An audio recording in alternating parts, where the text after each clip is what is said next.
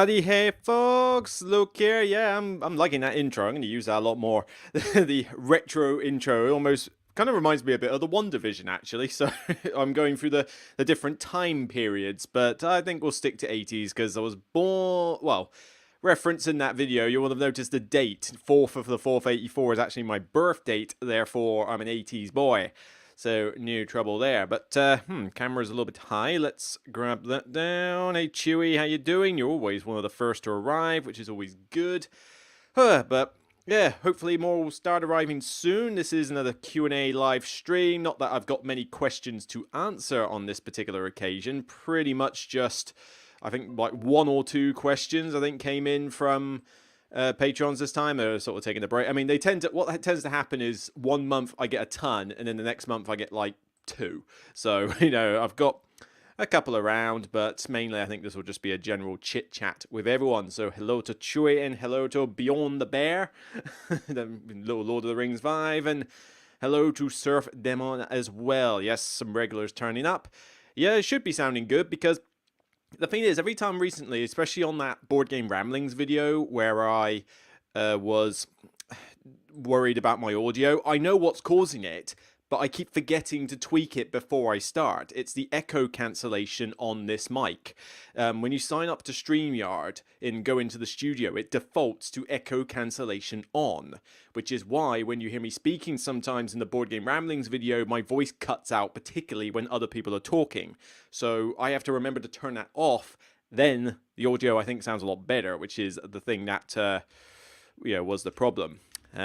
Just going to put in streaming live now on YouTube, on the Twitter, so we can get a few people in. Didn't put a link. That's me being an idiot, but never mind. Hopefully people will know what I'm talking about. So hello to Kirk, Links Lake Games. Thanks for turning up and watching.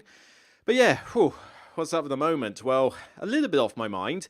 Finally, we're out of January, which means that the worst of my job is done. So that is like the most hellish month ever, and with the remote working as an accountant, it was even worse. Like, this was the worst January I've ever had to deal with. But the problem is, because we couldn't get everything finished by the end of Jan, we're still kind of in like semi-Jan throughout February. So we are all still flagging a bit, really. But I've got a week off at the end of this month. If I can get everything sorted by the end of next week, it's still on. And otherwise, I might have to delay it a week. But that week is literally going to be nothing but games. I mean, of course, I got to do chores and shopping, do exercise and that. But other than that, I'm going to stay at home.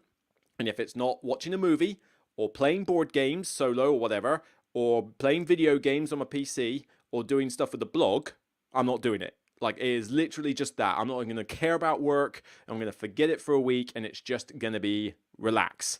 So, a week, I say relax. Obviously, the blog stuff's going to happen. I can get more content, maybe even do some more live stuff then. But it will mainly just be a case that I'm going to do stuff I enjoy, like no job prospects. But we're still in lockdown. We hopefully will hear in the next few days, well, about a week's time, we'll hear whether anything's going to get lifted soon. But it's so painful at the moment. I mean, you can see my hair is getting a little bit on the uncontrollable side because I haven't had a haircut since before Christmas. So it's a little bit raggedy at the moment. And, even with the beard on top, it's still a bit of a pain. Hello to Lillian and Vala and Jinwa. I'm butchering these names. I'm so sorry, but you know who you are. My favorites. It's nice to see you also. Today's been not too bad, actually, though. I've been essentially unboxing a ton of stuff. So I had a lie-in this morning, got some bits done this morning, edited the first of my Beyond the Base Game videos for the role player expansions. So the Monsters and Minions one's been edited. Won't take me long to edit the Fiends and Familiars, and then I'll get those 2 out this week. So that should be good. And I've also got all the footage I need for Merv to do a review of that. I am going to contemplate with the idea of a different type of review series, though, because the one I did for Dune Imperium's good. Seems to be a bit slow on the whole views thing, but fine. It's had a lot of engagement, both positive and negative. Some people are very big fanboys of Dune, it seems.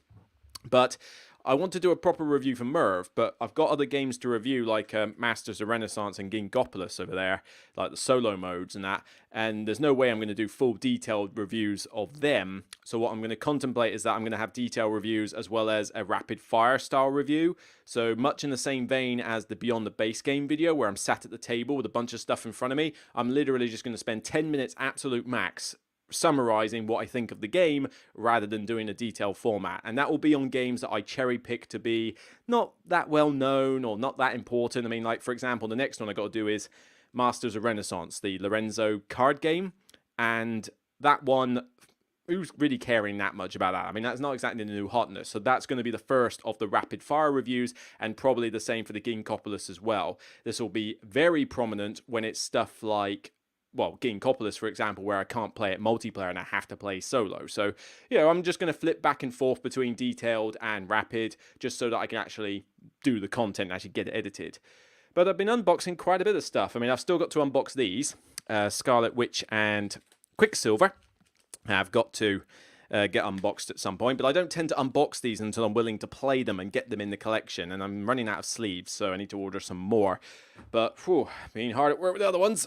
Honey Buzz, finally found a copy. Somebody in the UK finally got like 5 copies of it, so I snatched it up as quick as I could, and I even managed to find the deluxe pieces as well. Not all the deluxe, I didn't care about metal money in that, but I certainly did get the upgraded tiles and little tokens. But yes, I can't wait to get into this one solo. I'm very excited about this because it is beautiful. I mean, look at this.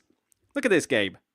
Honestly, I want this artist to work on other things. It's so beautiful. I love it. People were giving me a hard time saying that Dune was a nice, beautiful game. And it's like, I'm sorry, I don't know what planet you're living on where Dune Imperium is your beautiful game, okay? There's Empires of the Void over there. That's a beautiful game. That was Honey Buzz. That's a beautiful game. Dune Imperium is not a beautiful game. And speaking of beautiful, Aquatica also got unboxed, so that one is something I'm looking forward to from a solo perspective. Although I hear the solo mode's not as good as the multiplayer on this, but, needs must. I need to be able to play it somehow, but that's a beautiful box cover. So I look forward to that one. And Creative Cloud is getting on my nerves saying it's updated a ton of my apps. Yes, I get it. I've already mentioned Gingopolis and Masters of Renaissance, so just to show them off. So this one, I've heard people talk to me highly about it, including the solo. Fine. Let's find out what it's like. I have no idea. This one I have played. Ooh, that didn't sound good in there, but the Lorenzo card game, effectively, which is the most misleading title ever, because apart from the graphic design, there is nothing in this that's really relevant to Lorenzo. But I have played the solo, and I have played it multiplayer, so I'm this close to doing a rapid-fire review on it. Short summary as a spoiler alert. It's fine. Does the job. I certainly don't hate it like I do the normal Lorenzo, but basically it's just a generic engine builder. Doesn't have many paths to victory, very one note, very little replay value. It's just kind of does the job. It's a quick engine builder. What more do you want? But if I can reach over to the big thing while taking the microphone with me. Oh god, come on. There we go.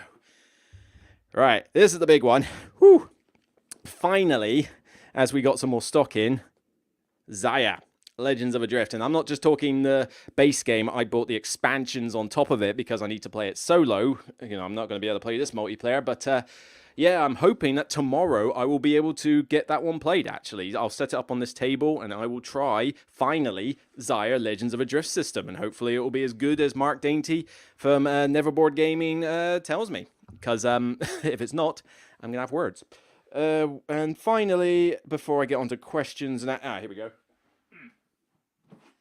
Yes, I put it on the shelf because I needed to put it somewhere, but I also grabbed this, this War of Mine Days of the Siege. Because people asked me if I could do the expansions for Beyond the Base Game for this one as well, although I've got much more pressing ones like the Architects, Raiders, and those role-player ones, and and Anachrony to do first. But I thought that this would be a good one for Beyond the Base Game because I could just play this one solo for the campaign and tell you what it's like. I have no idea if this will be overkill or not, but it gives me an excuse to get this War of Mine out again, so I'm certainly happy about that. I haven't unboxed it yet because I don't want to unbox it until I'm ready to do the campaign.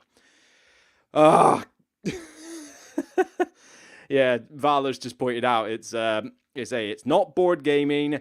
not never board gaming. And I constantly make this mistake. I keep saying never board gaming instead of not board gaming. I don't know why I keep saying never.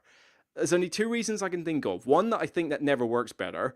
But secondly, I think that because one of my favorite memes is the Home Alone 2 criminal thing where like Culkin says to us, like, have you had enough, guys? And the other guy just sort of goes, never! And I just love that as a meme. But I think just because I've got that word in my head, it's, all pretty good. So, yeah. So what have we had so far? I'll do a couple of quick questions from the chat as well while I'm at it. So hello to Dean. Thank you for joining up. Did you hear that Steamforge is making a Monster Hunter World board game? I heard that one was in production. I didn't know who was doing it, and I haven't looked it up. But I mean, as much as I'm playing Monster Hunter World at the moment. In fact, I was just playing it before I came onto the stream. Actually, we just bought Iceborne, the expansion, me and a group, and I was just getting to grips with the new stuff. But I don't know.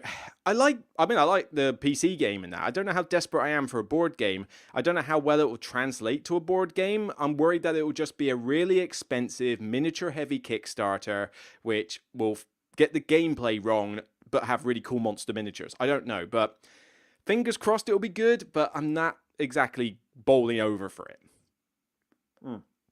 Decaf coffee. I played Role Player 3 times this week. Oh, nice one. I haven't played it in a while, actually. I've been doing the reviews for the expansions, and now I want to play it some more. Loving how the videos are looking. Keep up the great work. Thank you. I'm trying to keep it going. We'll get more onto this subject later as I start talking about it. But did I grab Honey Buzz out of a little kid's hand? No. Dyson Decks, I think. It's a small shop / cafe. I forget where they're based in the UK.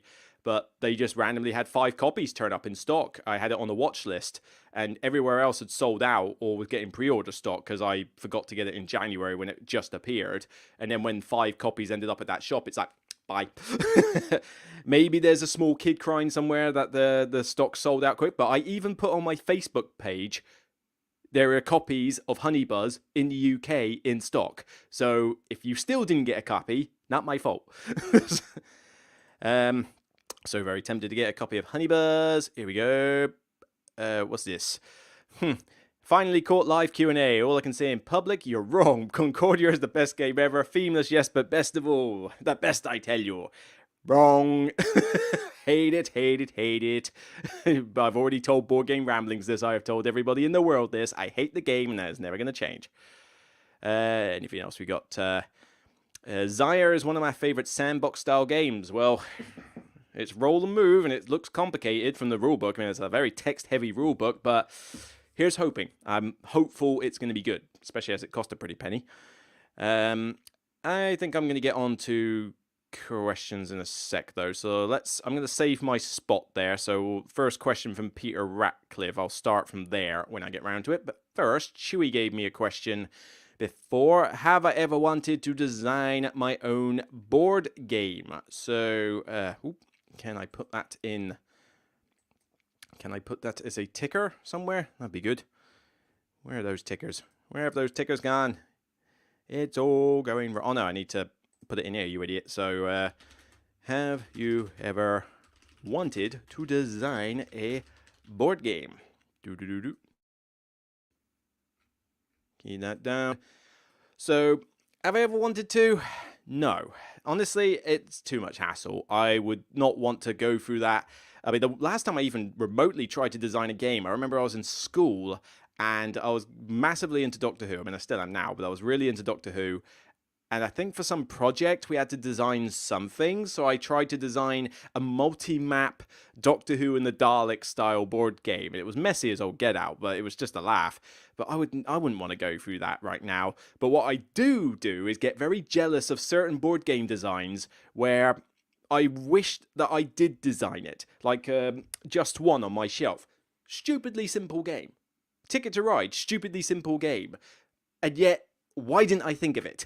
Onitama, stupidly simple game. And it's just like, I could have literally thought of this idea in 2 seconds and designed it in 5 minutes, yet it's such a good idea.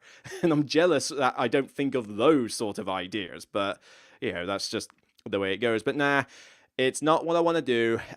Too much effort, too much hassle. Leave it to the experts. That's all I can say. Okay. And then I wanted to touch on a couple of questions that I'd kind of asked my YouTube community, because I'm starting to use the community tab now, putting questions on there. Some of them are just random polls that I just felt like doing. But there were a couple that I've had anonymously given to me where I'm kind of like, let me put this out to YouTube and that. So here's another question. Is like, do you feel like... Here we go. Has taken... So this is probably a little bit of a contentious subject, but this has been asked to me, and it's been on my mind as well, and that is do you feel the board game community has taken a downturn since COVID started? This is a bit of a contentious topic because I've certainly mentioned it on Twitter and Facebook before, and I do have to admit, the person asked me this question, they decided to remain anonymous, but I feel they've got a point. I do think it has, and particularly since COVID started. The whole thing of us all being locked down, sort of like unable to be social with everybody apart from online, and that I think has started to grate people's patience. But when I joined up as a board gamer 7 odd years ago, and I played board games before then, but we're talking got into the hobby proper 7 odd years back, it was a very different feel, I think, to it is now. There was a lot more camaraderie, I think, between gamers and creators. And I think the bigger problem is actually with creators than it is actually gamers at the moment. But it's kind of like, how's the best way to put it?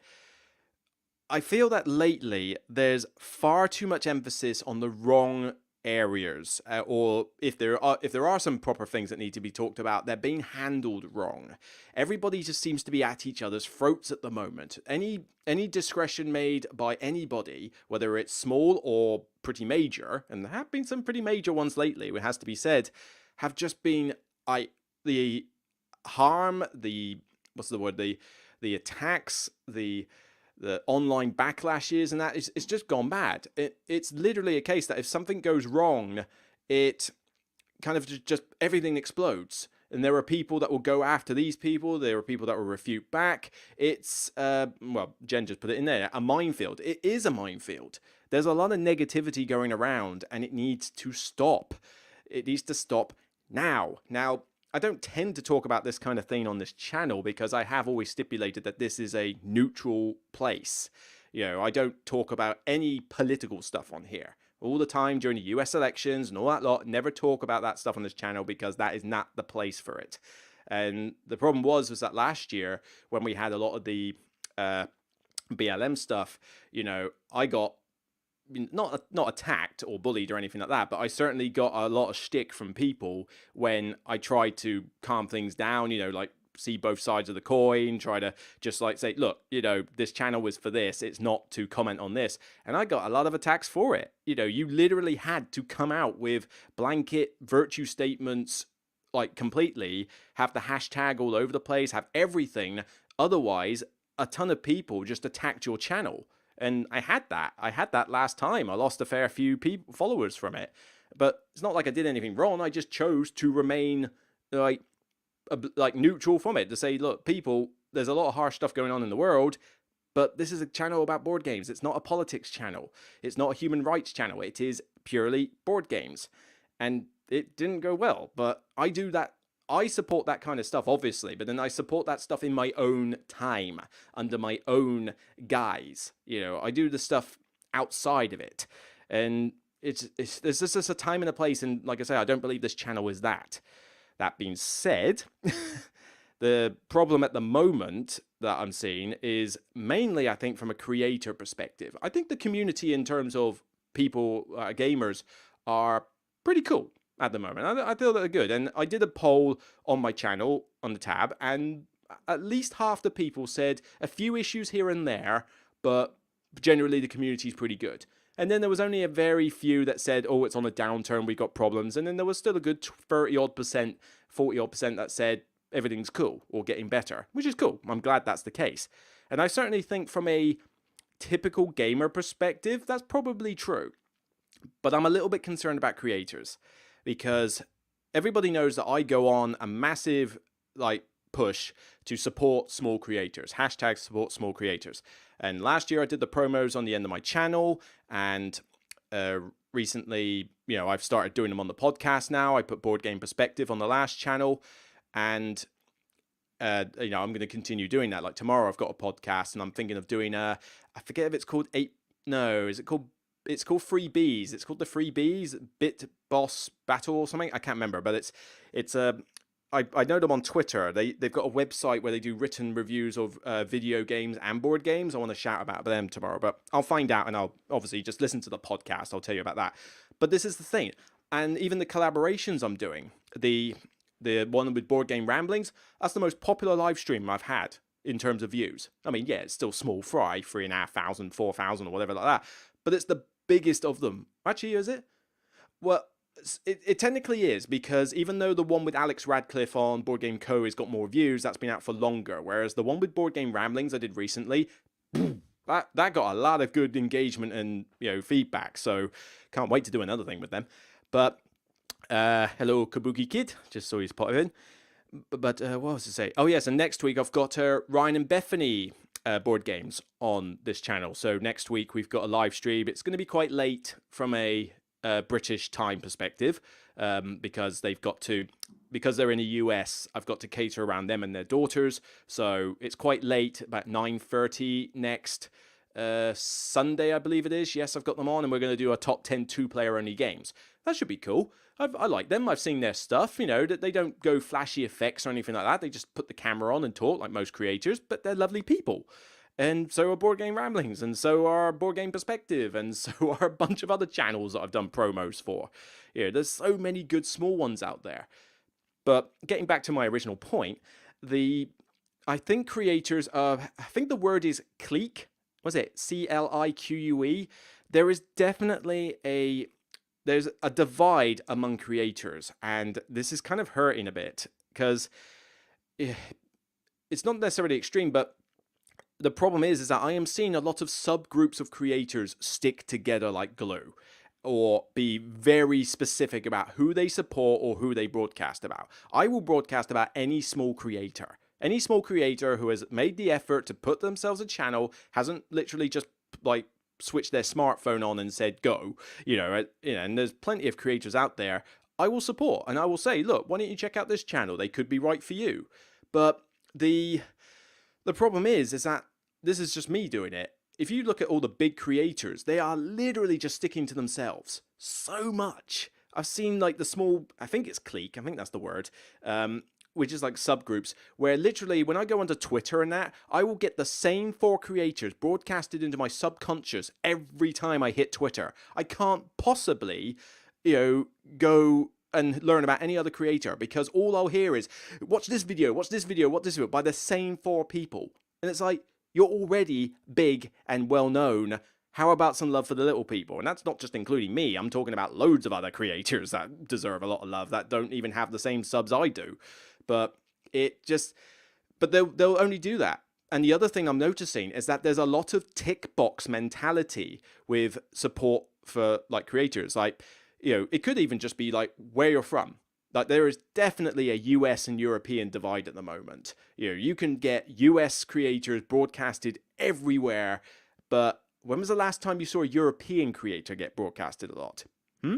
Honestly? Board Game Geek, they've been like doing the Black History Month, which is pretty cool. I've learned about some new creators from that.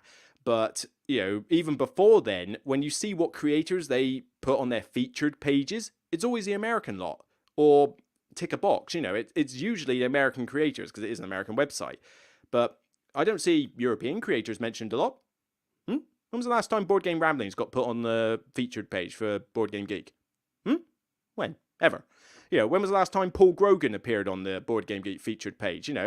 This is a guy who I know he lives locally to where I used to live, but, Paul Grogan's a great guy, does great things for the hobby, does fantastic rule books, he's a nice bloke, I've played games with him, we differ on a lot of tastes, but, that's perfectly fine.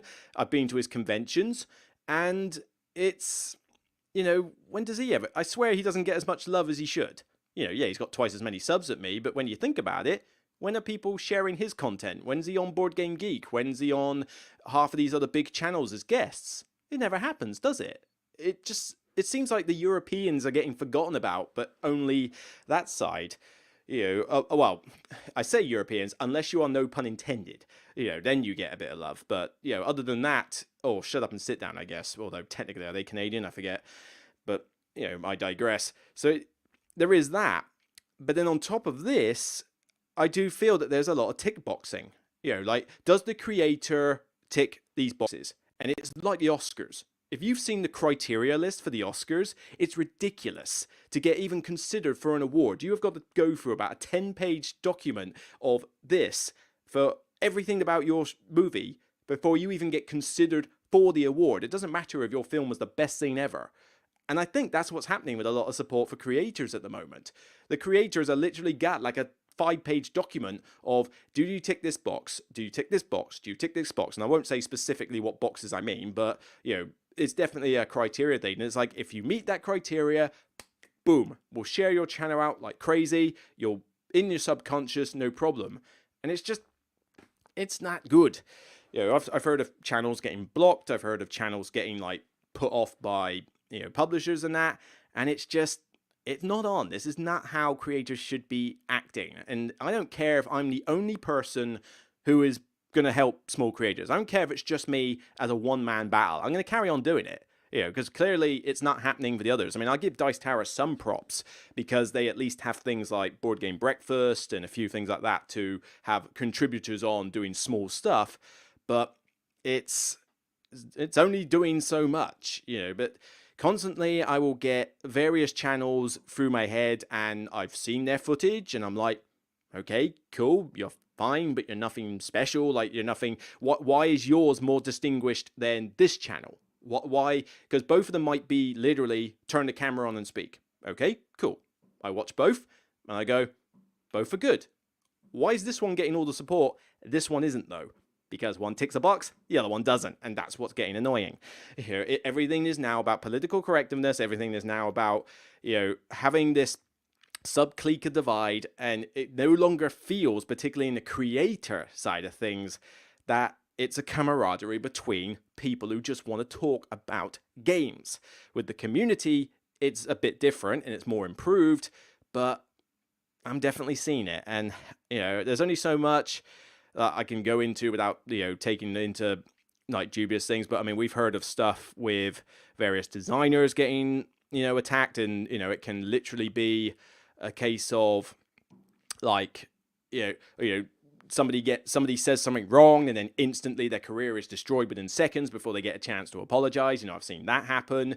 Whether it's warranted or not, it's still a case of, okay, seriously, it's steady on. But that's the power of social media. But then even, I hear of a lot of cyberbullying lately. I've heard of channels getting bullied by people who I blocked on Twitter already, so it's not like I can see it.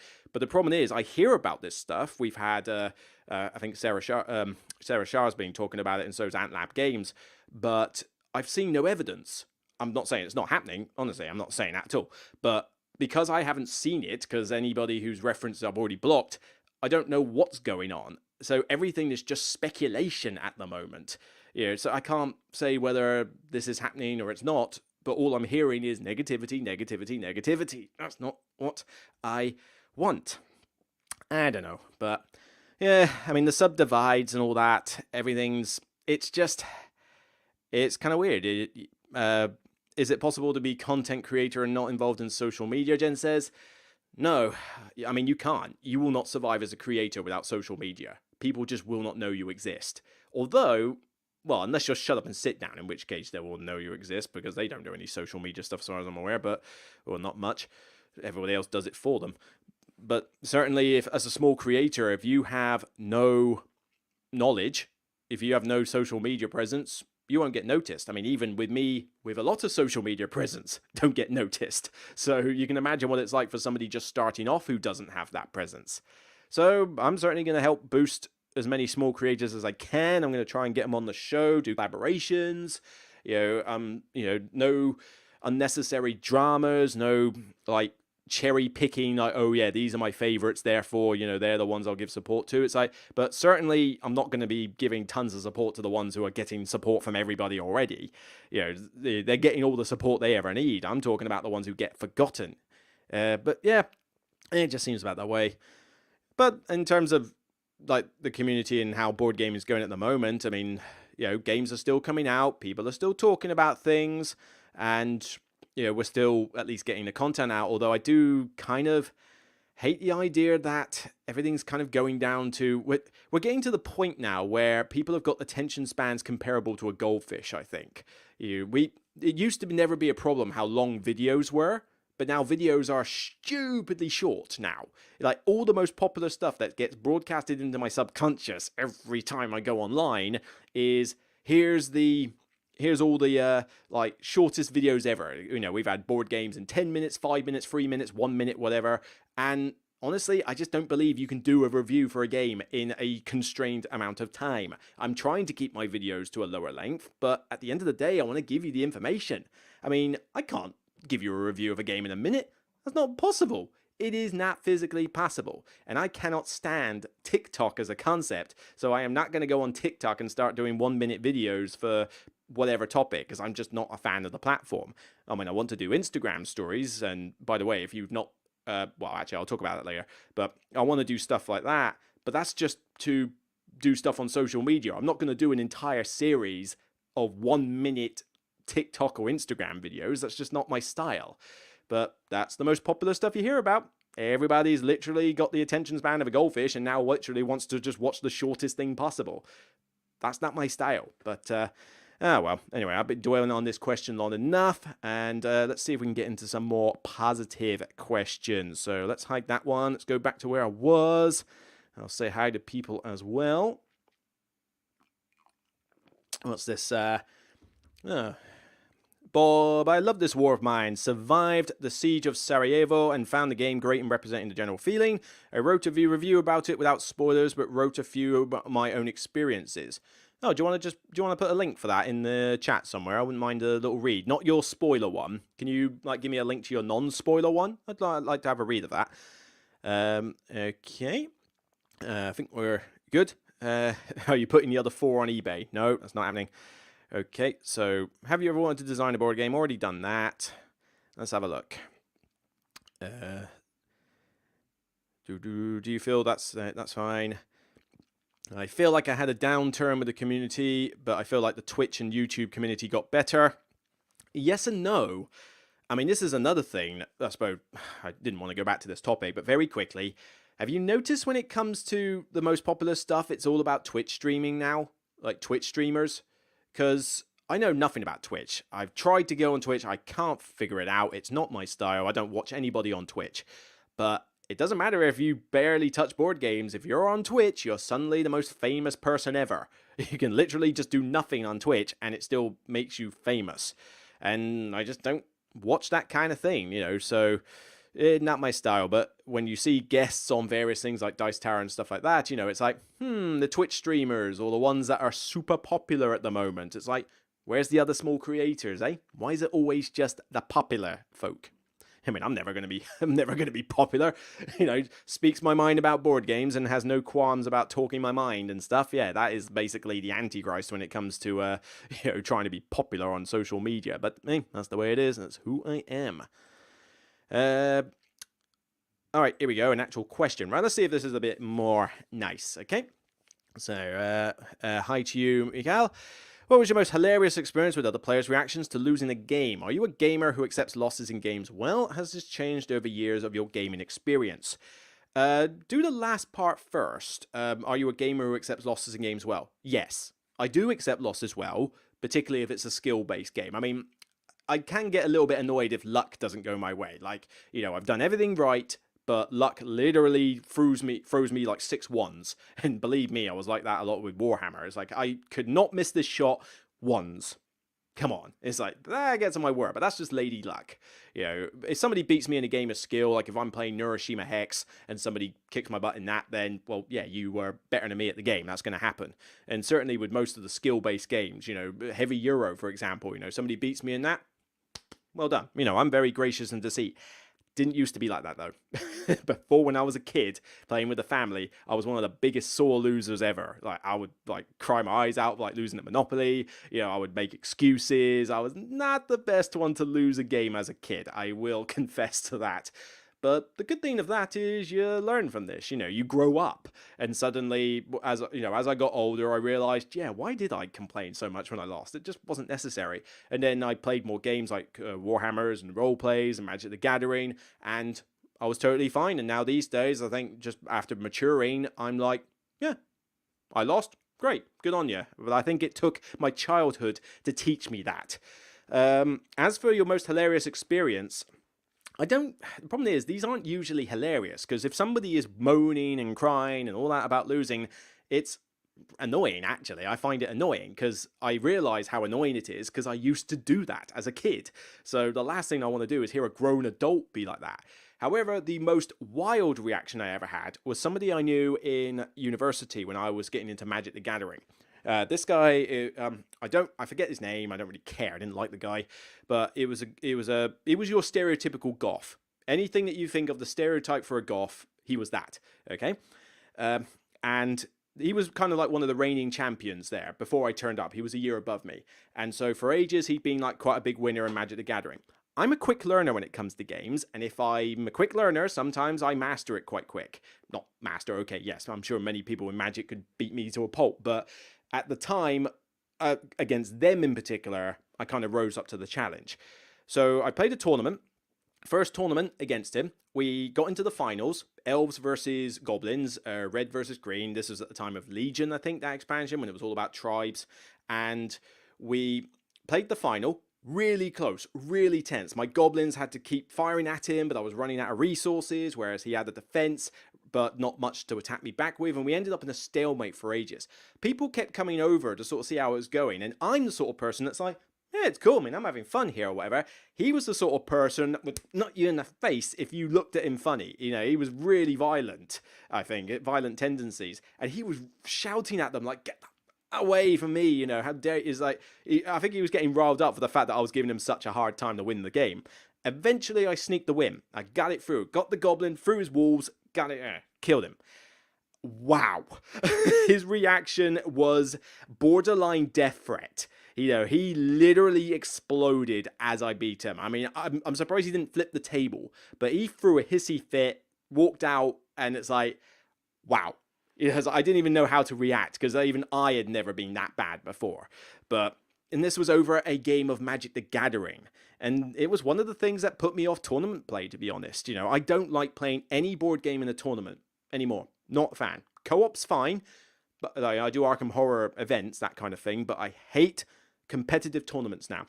I'm done with them, because everybody takes it too seriously. Everybody's all about the prize, the glory. They're just trying to win. It's not worth it. I don't care if I get to play my favorite game like 9 times in the tournament. I'm not playing against people who are there to have fun. I'm playing against people who are there to be the best. That's not how I want to play a game. And Magic the Gathering is one of the worst contenders for that. So, yeah, it's not a hilarious experience, but, yeah. Shows what happens when you beat a champion at their own game.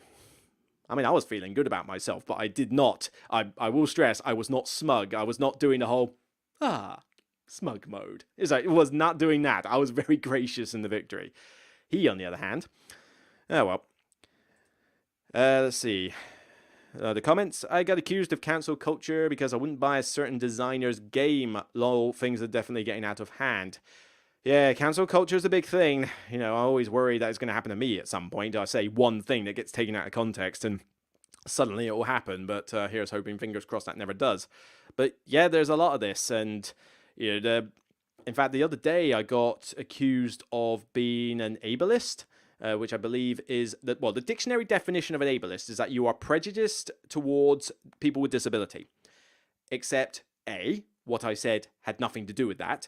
B, I didn't even say anything mean. I think it was literally just talking about, Instagram doesn't seem too hard to deal with. All you got to do is take a photo and stuff.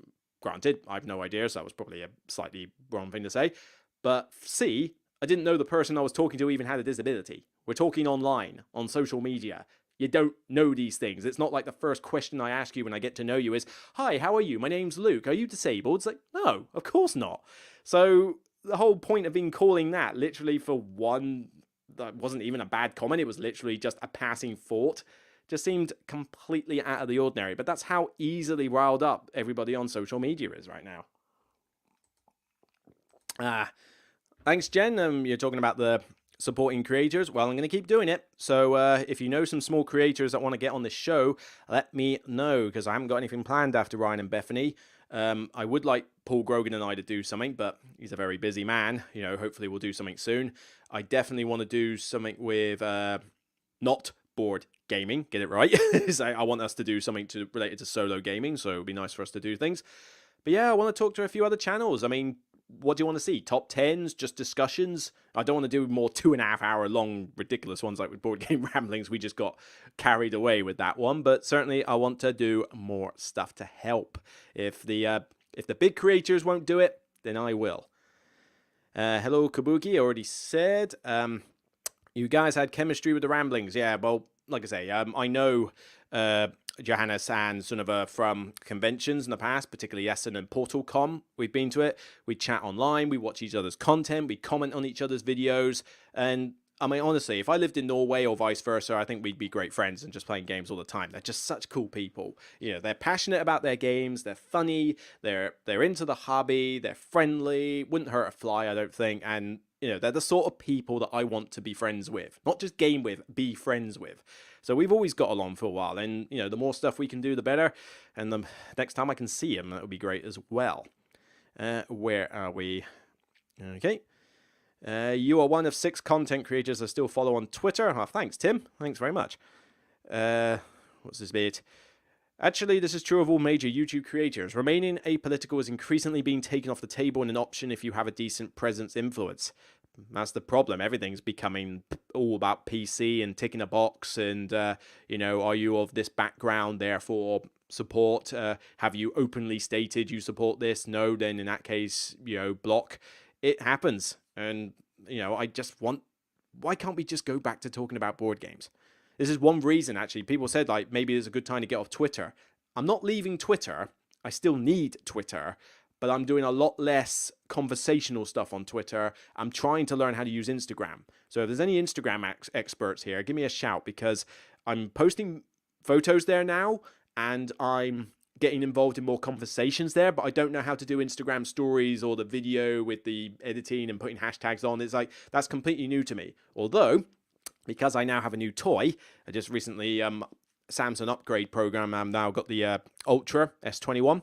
So once I get this kitted out, I want this to be a cool means for me to do Instagrams, especially as I've got the stylus pen with it. So maybe that will help. I have no idea. But yeah, new upgrade. And I'm hoping to do more on Instagram, because people are so friendly on Instagram. Everyone's just talking about board games. Fantastic. No politics, no nothing goes into Instagram. Perfect. That's the way I want it. Problem is, I haven't done a lot on Instagram, so my following is a little bit... shall we say, on the low side. So if you are on Instagram and you have not checked out my profile on there, please go in there and follow me and like get me up, because I've only got like 700 followers, which is pretty low compared to a lot of people. I would like to really push my Instagram profile off a lot. Okay, Tim. Oh, hello. Ryan and Bethany is great. They are. They're lovely people, and they're not doing anything different to others. They just switch the camera on and go. No fancy effects, no fancy thumbnails. They just get on and talk about games. Great. Same as some of the other ones that are getting hyped at the moment, and yet apparently they get all the love. These ones don't. Not fair. You're one of a half dozen that doesn't post anything about politics and cancel culture and race. That's the thing. I mean, I support noble causes as much as the next person, but I do that under my name. It doesn't have to be this blog's name. You know, I try to escape from reality when it comes to board games. The world has gone to pot. I mean, frankly, reality sucks. It just does. Board games are a nice way for me to escape from reality. That's the idea of it. Okay. Let's see. Saying nothing can sometimes be more dangerous. Definitely. That's what I found out last year. I chose to say nothing, I chose to remain neutral, and I got slated for it. Absolutely slated. Did anyone care? No, because I'm not popular enough for anyone to care. But it happened. Last summer was a dangerous time to be online, I can tell you that. I don't use Twitter except scroll. Okay, let's see if we can get onto something new. Let's see. We got any more questions in the chat? Nearly running out. Come on, let's get some questions on here. Let's get some positivity back into this chat. So, hang on. Skipped ahead a bit. Oh, there are a few. I think it just took a while to update. Come on. Where's that place? I'm trying to find. The problem is that this StreamYard chat kind of skips ahead, and then I've got to scroll back to figure out where I'm getting on. Well, this is a question, so I will ask it. Should board game channels bring race and politics into their conversation? I tend to subscribe to these channels to stay away from all that for just these moments. I feel that if you are going to comment on that sort of stuff, fine. But you make it clear that you are willing to talk about that sort of thing. I personally don't want to. This Q&A is the most I've talked about the subject totally. And maybe tomorrow I'll talk about it briefly on the podcast. But this is the most I've ever talked about this kind of thing.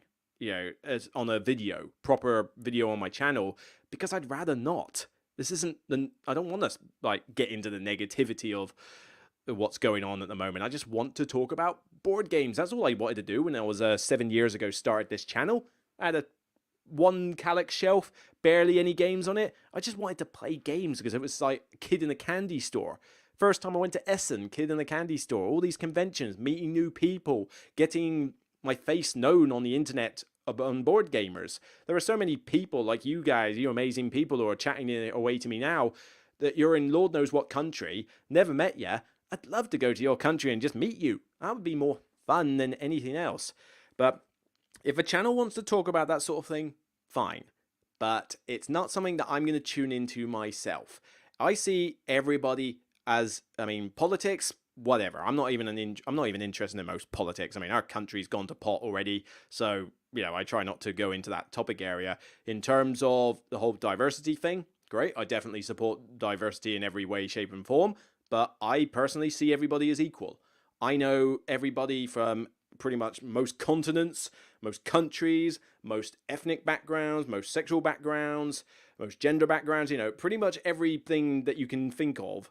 I know from local board game clubs, just my local things that I go to, let alone the internet and creators and that. But everybody's equal to me. It doesn't matter where you're from, who you are, you're equal. I will treat you with the same respect I treat another human being. You don't deserve to be any lower or any higher compared to another person. Are you a good person? Are you a decent human being? Then you get my respect. That's the way it is. It doesn't matter anything else. That's the way I see it. Apparently, that's not good enough these days. Anyway, come on. Nice questions. Hello, Dan Pillow. Hello, Dan Pillow. Is it? I haven't seen you in the chat before. You must be new. Okay, here we go. Nice, positive question. Let's go on to some positivity now, all right? It's already 48 minutes talking about this kind of stuff. I guess it does need to be talked about, and thank you for listening, but yeah, it's not my style. Okay, what 2021 games you're looking forward to? Let's see, the Palo Americans one that they did. I haven't shared my screen much, I must admit, but maybe if I go on to my... actually, I've already shown the Kickstarter things before. But Paleo Americans, that Kickstarter, I went... Actually, maybe I can. Let me share my... share screen. Share the tab. There we go. Right, okay. Let's get onto a screen. So we've got that. The Paleo Americans already mentioned. I'm definitely looking forward to Frostpunk. This one, so... because I like Frostpunk the game, I like this War of Mine, so this one is definitely on my, please be good one. But who knows? Don't know. Could it be all just looks and no substance? But I don't know. This is ripe for a thematic Euro, and I cannot wait for this one to come through. Let's see. The Paleo Americans have already mentioned. Great Wall, kind of. But there's only so much extra I'm looking forward to, especially, although a couple that have come to mind. I am still waiting for UK to get Sleeping Gods. This by Ryan Lockett, or this lot. I cannot wait for this game. Seriously, some friends of mine will kill me for playing this solo before I get to play it with them, but I'm sorry, lockdown, I ain't got a choice. but I am definitely looking forward to playing this game. I love Near and Far. This looks amazing. Gorgeous artwork. It's Red Raven Games. They rarely do wrong. I want to play this game badly. Badly. So badly. But this technically isn't 2021, but I just heard that a full announcement had just been given for Stellaris Legacy. This is probably going to be a 2022 game, and this is Academy Games' venture into a sci-fi 4X game with Paradox, who do the Stellaris PC game that I do play myself. I can't think of a better publisher to try and make this work, but please make this work. Please do a good job with this, because I am definitely up for this, because if they get it right, this could be amazing. This could be my space game. Empires of the Void 2 has always been my favourite. Eclipse, hate it. Twilight Imperium 4, fine, but too long. Could this do it? Could this get the time length right and still give me that 4X experience without turning it into an economic game and like disguising the fact that I should be playing a thematic space game? I don't know, but very hopeful for this. This will be 2022 by the time it comes out, but I am definitely going to be following this one.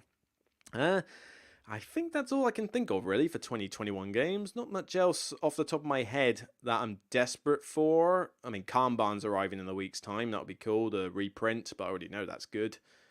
Don't know what else, really. I'm sure I'll get excited about something soon, though. Okay, cool, fine. Let's go back to solo mode. There's the review. Where have you posted it? I haven't seen the link. Perhaps I missed it. I don't know. I don't know, give me a shout, email me or something, or just put a tweet to me or something and just give me it. Don't use Twitch. I think it is up to the content creator. It's not up to other people to dictate how others run their channels. Cannot agree with you more. I choose to run this channel how I do. It's just me here. If I had someone else doing it with me, we'd obviously discuss it, but it's me, my channel, my rules. Here we go. Let's have a look. One thing I love about your channel is that it's just board games. It's a great escape from all the other noise. And I do apologize that I've had to bring up that noise in this Q&A, but like I say, 99.9% of the time, it's just board games. We've already just answered that. Are you getting Sleeping Gods or planning on covering it? I'm definitely getting it when they hurry up and deliver to the UK. Am I going to cover it? Yeah, I mean, it'll be difficult to do a full review on it, especially as I can only play it solo, but well, I did mention I was doing rapid fire review, so maybe I'll do something like that. I'd like to cover it in some way. You know, it's big enough that I would want to cover it, so I will probably play it solo, and maybe I can do a full review on that. We'll see. Either way, I would like to cover it. Found your channel from watching you on the Dicer. Hello, was it? The Nate Mac. How do I pronounce that? But I found your channel from watching you on the Dice Hour years ago. I like what you do for this hobby and small creators. Thank you. That is definitely not going to stop.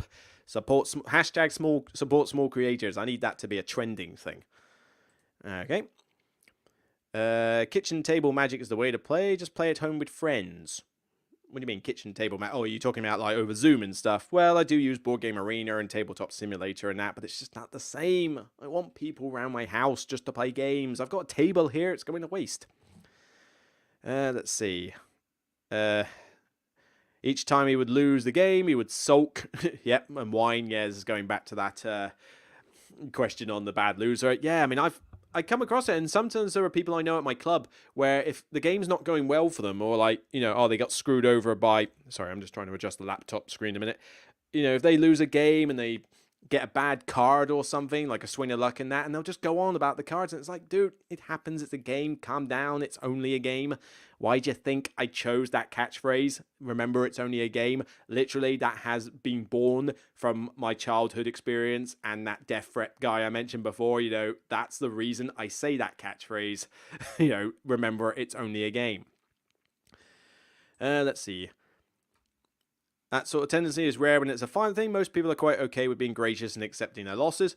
I agree. I mean, that was a one-off case out of millions of people. You know, I've never had anything anywhere near that bad since. But, you know, it's the mentality of people in tournaments that I do feel that they are more concerned about the prize. That's why I'm just not a fan of tournaments. But yeah, I've never had anything quite that serious from a loser perspective. That's definite.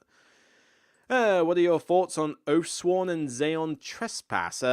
Not really that fussed about Oathsworn, although I don't know exactly what you're referring to with Aeon Trespass. I mean, I know Aeon's End is a thing, and granted, it's a fine game, but personally, Sentinels in the Multiverse is better for me. But let's have a look. Aeon Trespass, Odyssey into the Unknown. Is this what we're referring to here?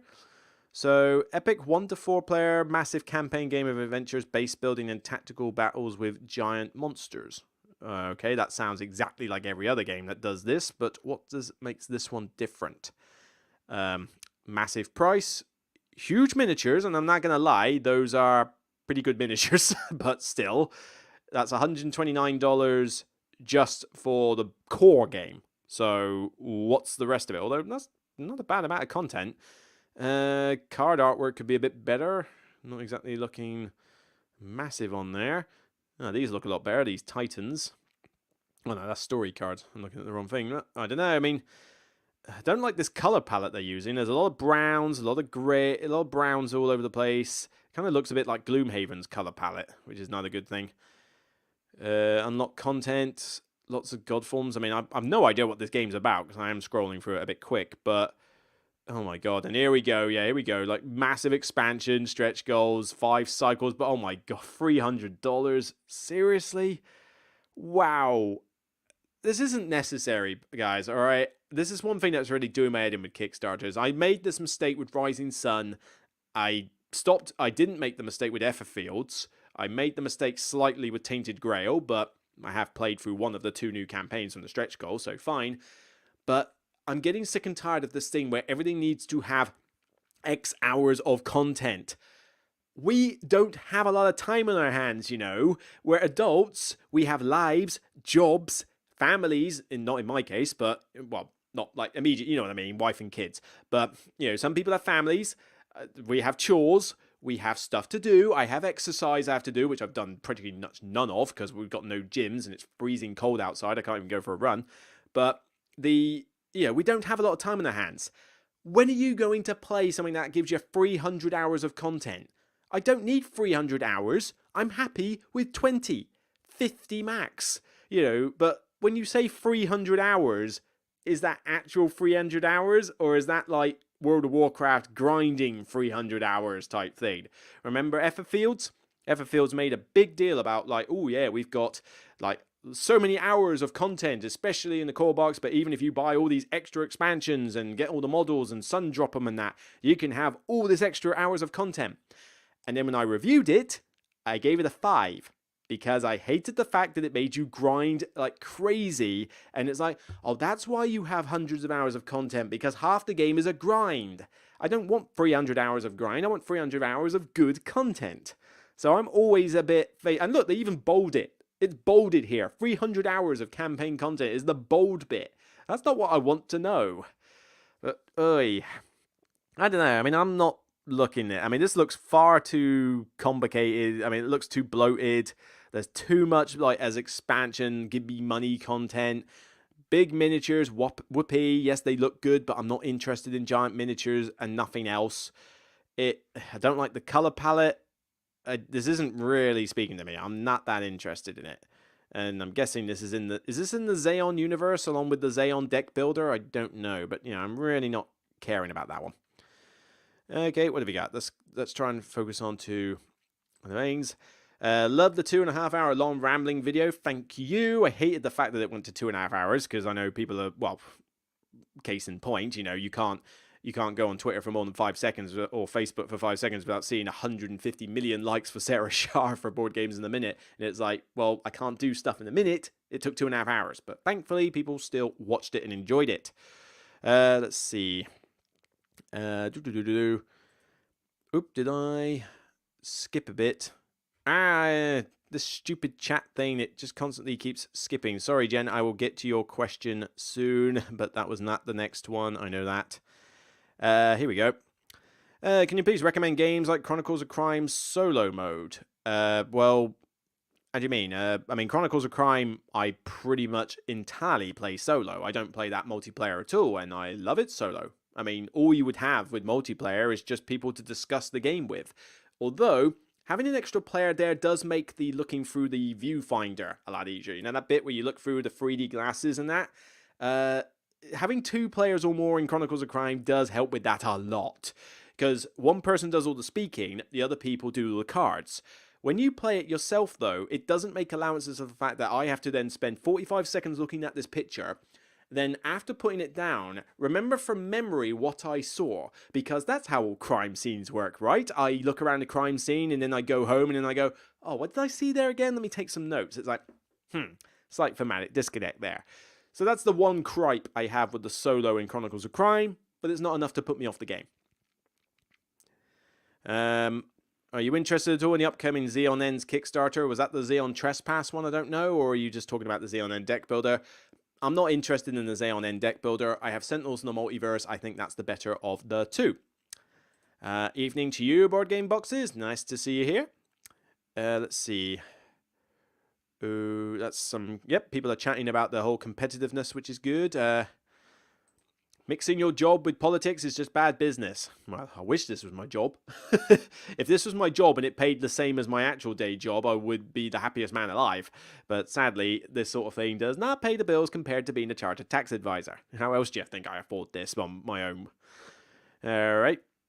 2021 is a dangerous place online too. Yeah, I thought 2021 was going to get better. Hasn't yet. Has not yet. Here we go. Something a bit different. Have you watched anything fun recently? Movies or TV? Read anything good? Any good video games? Music? Basically any media that isn't board games. Right, let's talk about other things. Well, first off, books? No. I pretty much never read. I've still got a short stories anthology of Arkham Horror in there where it talks about the investigators. I've read not even half of it. I've had that book for a good 2.5 years now. I just don't get time to read. So that's not happening. But movies or TV? Let's see. Movies? Not really. I've caught up on some movies I wanted to watch lately, like the Tomb Raider reboot. It was fine, above average, but nothing special. I just wanted to watch it because I like Tomb Raider, and I love the video games. The PC video game reboots of Tomb Raider are fantastic. But other movies, I mean, I saw Wonder Woman 84 in December. I enjoyed it. I had a good time just because it was superheroes and it was the only movie I got to watch in a cinema that year. But yeah, plot holes aplenty, and it's not objectively a good movie, so not great. But TV has been a bit better, actually. TV has been a lot better. Mainly, well, the CW stuff is starting soon, 23rd of Feb on, so I get to watch The Flash again. I'll check out that Superman Lois Lane one, see if it's any good. I don't know. I mean, I like the CW shows. Yes, they're cheesy, but some of them are lighthearted, some of them aren't. I mean, they do get dark in places, I must admit, particularly some of them. But I watched Arrow all the way through. I watched Legends of Tomorrow all the way through. I've watched The Flash since the start. I watched Supergirl. I tried Batwoman, although that went a bit downhill. But, The Flash is coming back on the 23rd, and so is that Superman one. I'll watch them both and see what happens. Other TV series, though, there hasn't really been a lot on TV. I tried Disenchantment Season 3 and was not a fan. Well, no, so it was okay, but I feel it doesn't entertain me as much as I would like. WandaVision is definitely my highlight at the moment. I mean, I hate the fact I have to wait a whole week before I get to see the next episode. Started low down for me, though. I was getting really annoyed with the sitcom stuff. I know some people love that bit, but I hate sitcoms from my old periods. I hate 50s and 60s sitcoms. So those first 2 episodes were a chore. Like, what is going on here? Come on, it's like, ooh, a blemish of something intriguing. Oh, and we're back to sitcom now. That was really grating.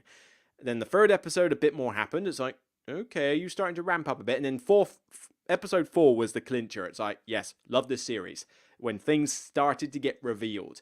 5, and don't worry, no spoilers. Do not put spoilers in the chat for people who haven't watched it. But, every episode is getting better and better to an extent as more stuff is getting revealed. Finally, this is what I want. So I'm looking forward to every episode of WandaVision, and I cannot wait for all the other Marvel stuff. It's going to be awesome. I'm so down for more MCU stuff. Music? Not particularly, really. I just listen to music on the fly, random. But yeah, I mean, is there anything else on TV? Not really. Not that I can think of. I already binge-watched things like the Clone Wars and Star Wars Rebels last year. That was pretty good. Can't really think of anything that's on TV apart. I mean, like I say, the CW stuff will be the next thing. people have been asking me to watch. A friend of mine said I should watch something called Alice in Borderland. I mean, I know of it. I know the gist of it.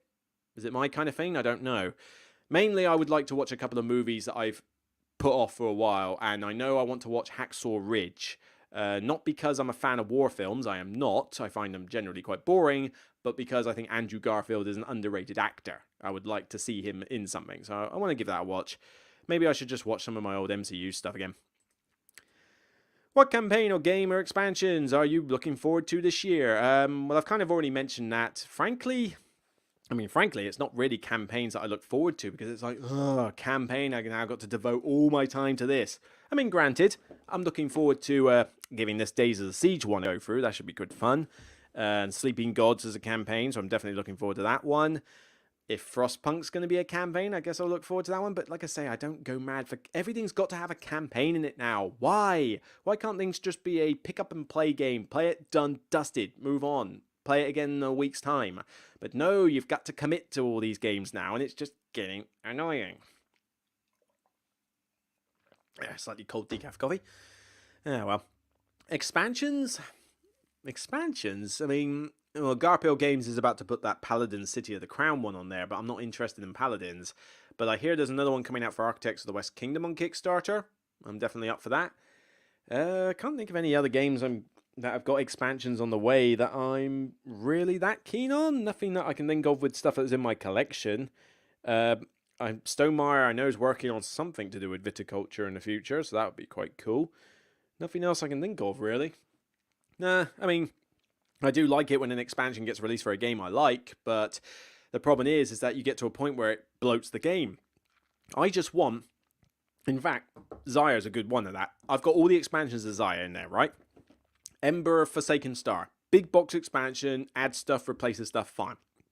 The other one... Sorry. Oh, tickle in the throat there. Talking too much. There was a little box of missions. That was it. Box of cards.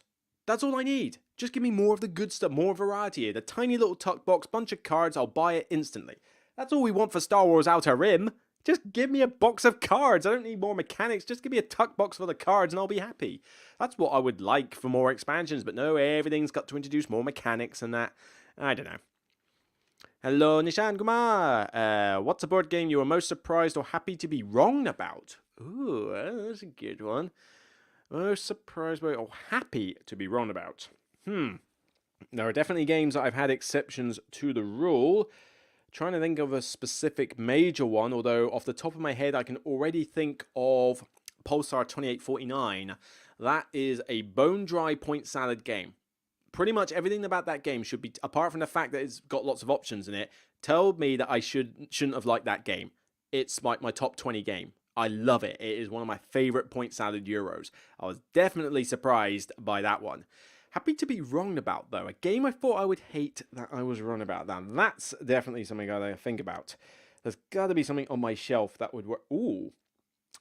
This one doesn't quite fit the criteria, but Predaporter is on my shelf there. And that one, apart from the fact that it was the fashion industry, I was worried that it was going to be a heavy economic game that I was not going to like. Love it. Love Predaporter, so that's one I was surprised by, but I wasn't necessarily wrong about it. Most games, if I think I'm going to hate them, chances are I'll hate them. But, I mean, I've already mentioned those two. Newton, I thought was going to be pretty dry and boring, but I quite like that one. Same for Coimbra. But I can't think of anything absolutely major. Oh, The Crew. The Crew could be a good one because I absolutely hate the game and I absolutely hate the mind. So to get a third game which was like, you don't communicate and it's a small card game, it's like, oh god, this is gonna suck. This is getting all the hype. Not gonna like it. Played it, it's on my shelf. So I was definitely wrong about that one. That is the one out of those three that you buy. That trick-taking one, The Crew. Forget the other two. I mean, the mind can go burn in the 9 layers of hell for all I care. But, you know, certainly The Crew. Fantastic. There we go. One Division. What are your thoughts on the new Red Rising announcement? To be honest, I barely have looked at it. I have barely taken a look at it. So why don't we have a look at it now together? So Red Rising.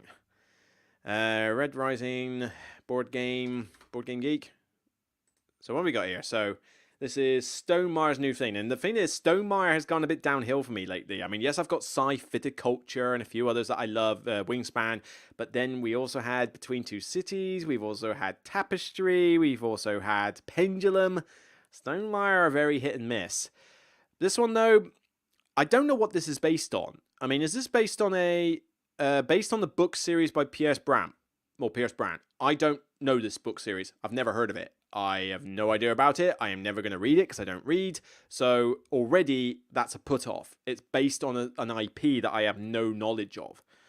What have we got here then? So, featuring a dystopian society divided into 14 castes, you represent a house attempting to rise to power as you piece together an assortment of followers represented by your hand of cards. A hand management combo building game for 1 to 6 players, 45 to 60 minute playing time. 6 players, 60 minutes? I'll be the judge of that. You start with a hand of 5, and on your turn you deploy one of those cards to a location, activating the location's benefit. You then gain a top card from another location face up or the deck face down, adding it to your hand as you enhance your endgame point total. Okay, that sounds pretty cool. Well, I'm definitely intrigued by that hand, that sort of put a card down, get a new one. It kind of feels like pseudo deck building in a sense. I mean, that sounds cool. The cover is very psychedelic, I'll give it that. It's like the 80s retro one. But other than that, we don't know much else. There's only so much on there. I don't know anything about this IP, though. This IP is going to go straight over my head.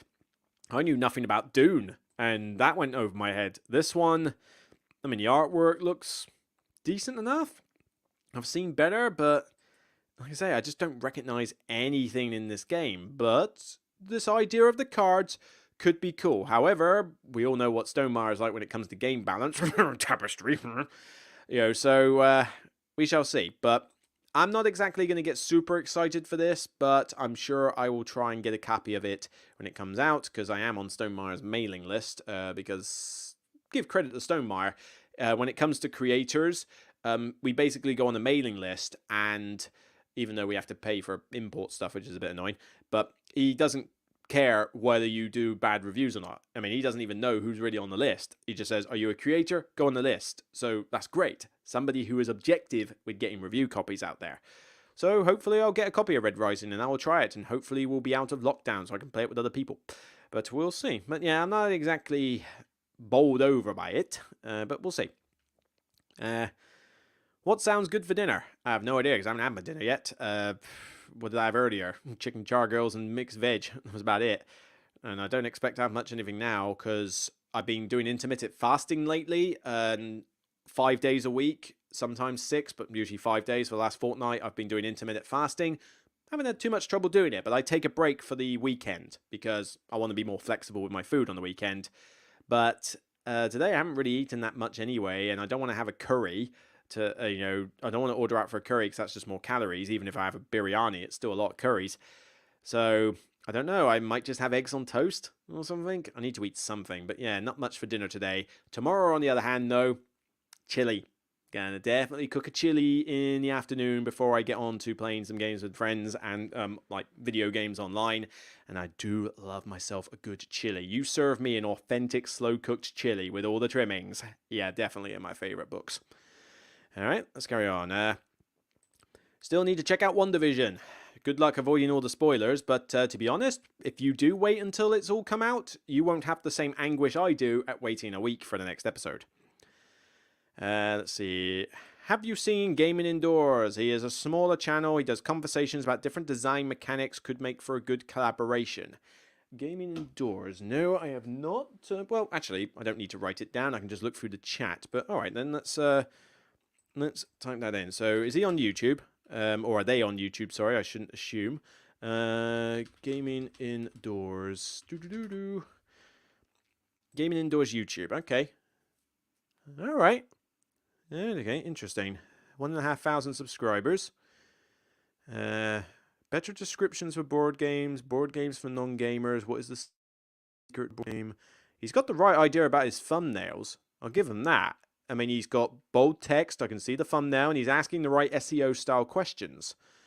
These ones aren't as good, but I like this sort of thing. I mean, I've done some research on how to do stuff on YouTube, and sadly, it's not exactly paying off, but still, there are things I look for when I look at a video game, a new YouTube channel, and he's ticking a lot of boxes so far in terms of how it's presented. Board game reviewer interview, current and future board gaming trends with Tom Vassell. So, is he actually interviewing Tom Vassell? Did he actually get a Tom Vassell interview? I mean, if so, that's awesome. I'll never get that. Simple guide to victory points, designing the board game 3 awesome ways. Interesting.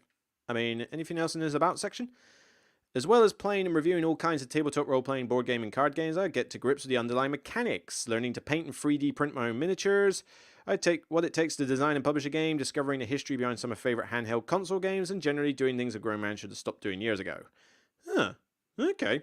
No, this is the first I have heard of this channel, and this is just going back to what I've been talking about for a lot of this episode.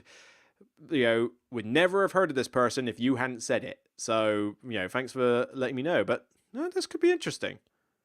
580 views. How much views is he getting for his videos?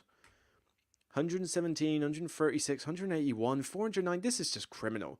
Absolutely criminal. You know, Before You Play can literally say they brush their teeth and get 5 million views on their videos. Various people can literally just talk for a minute on TikTok and get like 20,000 views a minute. And it's just like, this guy looks like he's putting in a lot of effort and doing topics that aren't the norm topics. 200 views.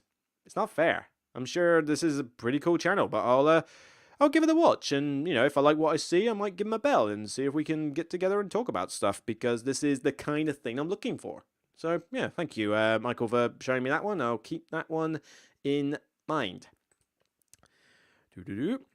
Let's see. Sleeping Gods looks great. Love Frostbug, the PC game. Here we go. What theme mechanic do you not own any board games for? Well, 18xx for a kickoff. I would not own any game with 18xx. That genre can get stuffed for all I care. I do technically have an economic game now, because Predator is technically an economic game, and I do have light economic games. If you can class Stockpile as economic, I guess. Probably not, but that's probably the only thing I've got to do with shares, Stockpile. I do have Pick Up and Deliver, because I've got Spike, and Whistle Stop is technically a Pick Up and Deliver game. And Zyre technically is one of those now. Hand Management I've got. Dudes on the map battling it out. Rising Sun, I've got stuff like that. Definitely got party games. I'm one of these few creators that apparently doesn't scoff at party games. Got all the Dixit style stuff. I've got 2-player only. I've got solo only, like Coffee Roaster, Tile Lane, Takinoko Dice, Heavy Euro, Light Euro, Heavy Complex Euro, Light Euro. Kids games I don't have, like purposely built kid games. But then, to be honest, I don't have kids, and I don't often play with kids. Can you blame me? A theme, I think I covered all the mechanics. I've even got a couple of games that use, I suppose auction is something I don't really have. I've got bidding. I've got stuff like Biblios and that, where you bid on stuff, and Keyflower where you bid on stuff, but a proper auction style game, probably don't have that in the collection. But then auctions are probably one of my least favourite mechanics. So I can't stand Power Grid, don't really like Modern Art, don't like QE or whatever it was called. You know, that game, that just doesn't make any sense to me. So auction's probably one of my least used mechanics in this collection. Theme, well, trains, like I say, I don't know, Whistle Stop, Spike, Ticket to Ride. They're all technically trains, even if they're loosely based on trains. But still, I mean, the 18xx style of shares and companies is definitely something that doesn't feature. I also do not own anything, as far as I'm aware, that is geared towards things like Industrial Revolution. So think Brass. You know, I think it's a below average game, but that sort of thing of I'm just mining coal and iron and doing like cotton industry and stuff in Brass, that doesn't interest me at all. So as far as I'm aware, I don't have anything like that in this collection. Not at all. I love resource management, but give me Caverna, give me Fields of Isle, give me Viticulture, give me Dinosaur Island. Does that count as resource management? I'm not sure, but Feast of Odin, I guess. You know, give me some cool theme with resource management. Yeah, that's probably it. How did your solo campaign is going? Not sure if you're still at it. Which campaign? I don't know what you mean about my solo campaign. Are you talking about a game specifically? If you're talking about the Tainted Grail one, I finished that and enjoyed it. I thought it was a better campaign than the first one. If you're talking about the solo everyday thing, that was kind of a short phase thing I did during the second lockdown in the UK. We're in the third now. But during the second lockdown, when I couldn't do anything, I did like for about a month and a half do solo everyday challenge, and that was cool. That was fun. I'm not still at it now, just because work has got in the way. But I'm trying to play games as much as I can. Can a smaller game collection with a lot of replay values, like say less than 10, for example, be healthier to have and maintain than say a larger one? That is a good question. I like that one a lot.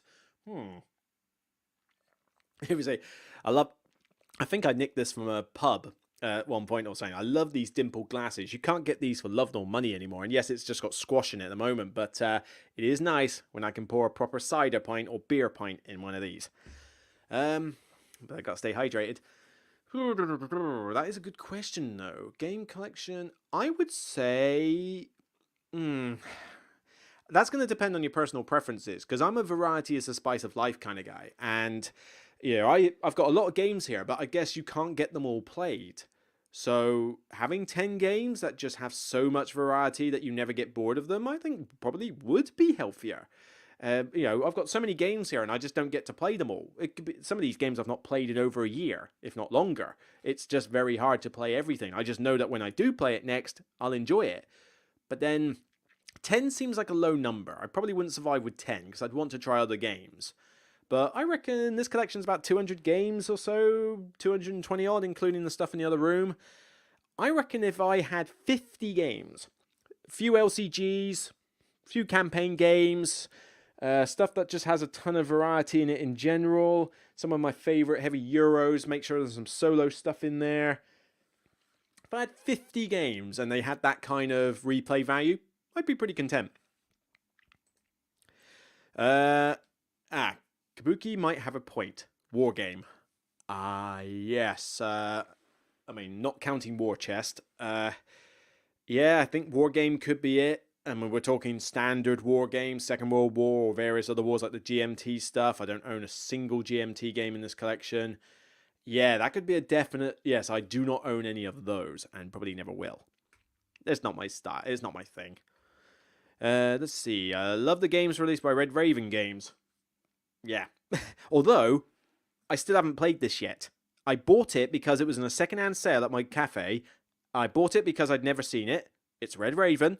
Problem is, 2-player only game. We're in lockdown. That's a bit of a problem at the moment. But I've still not played it.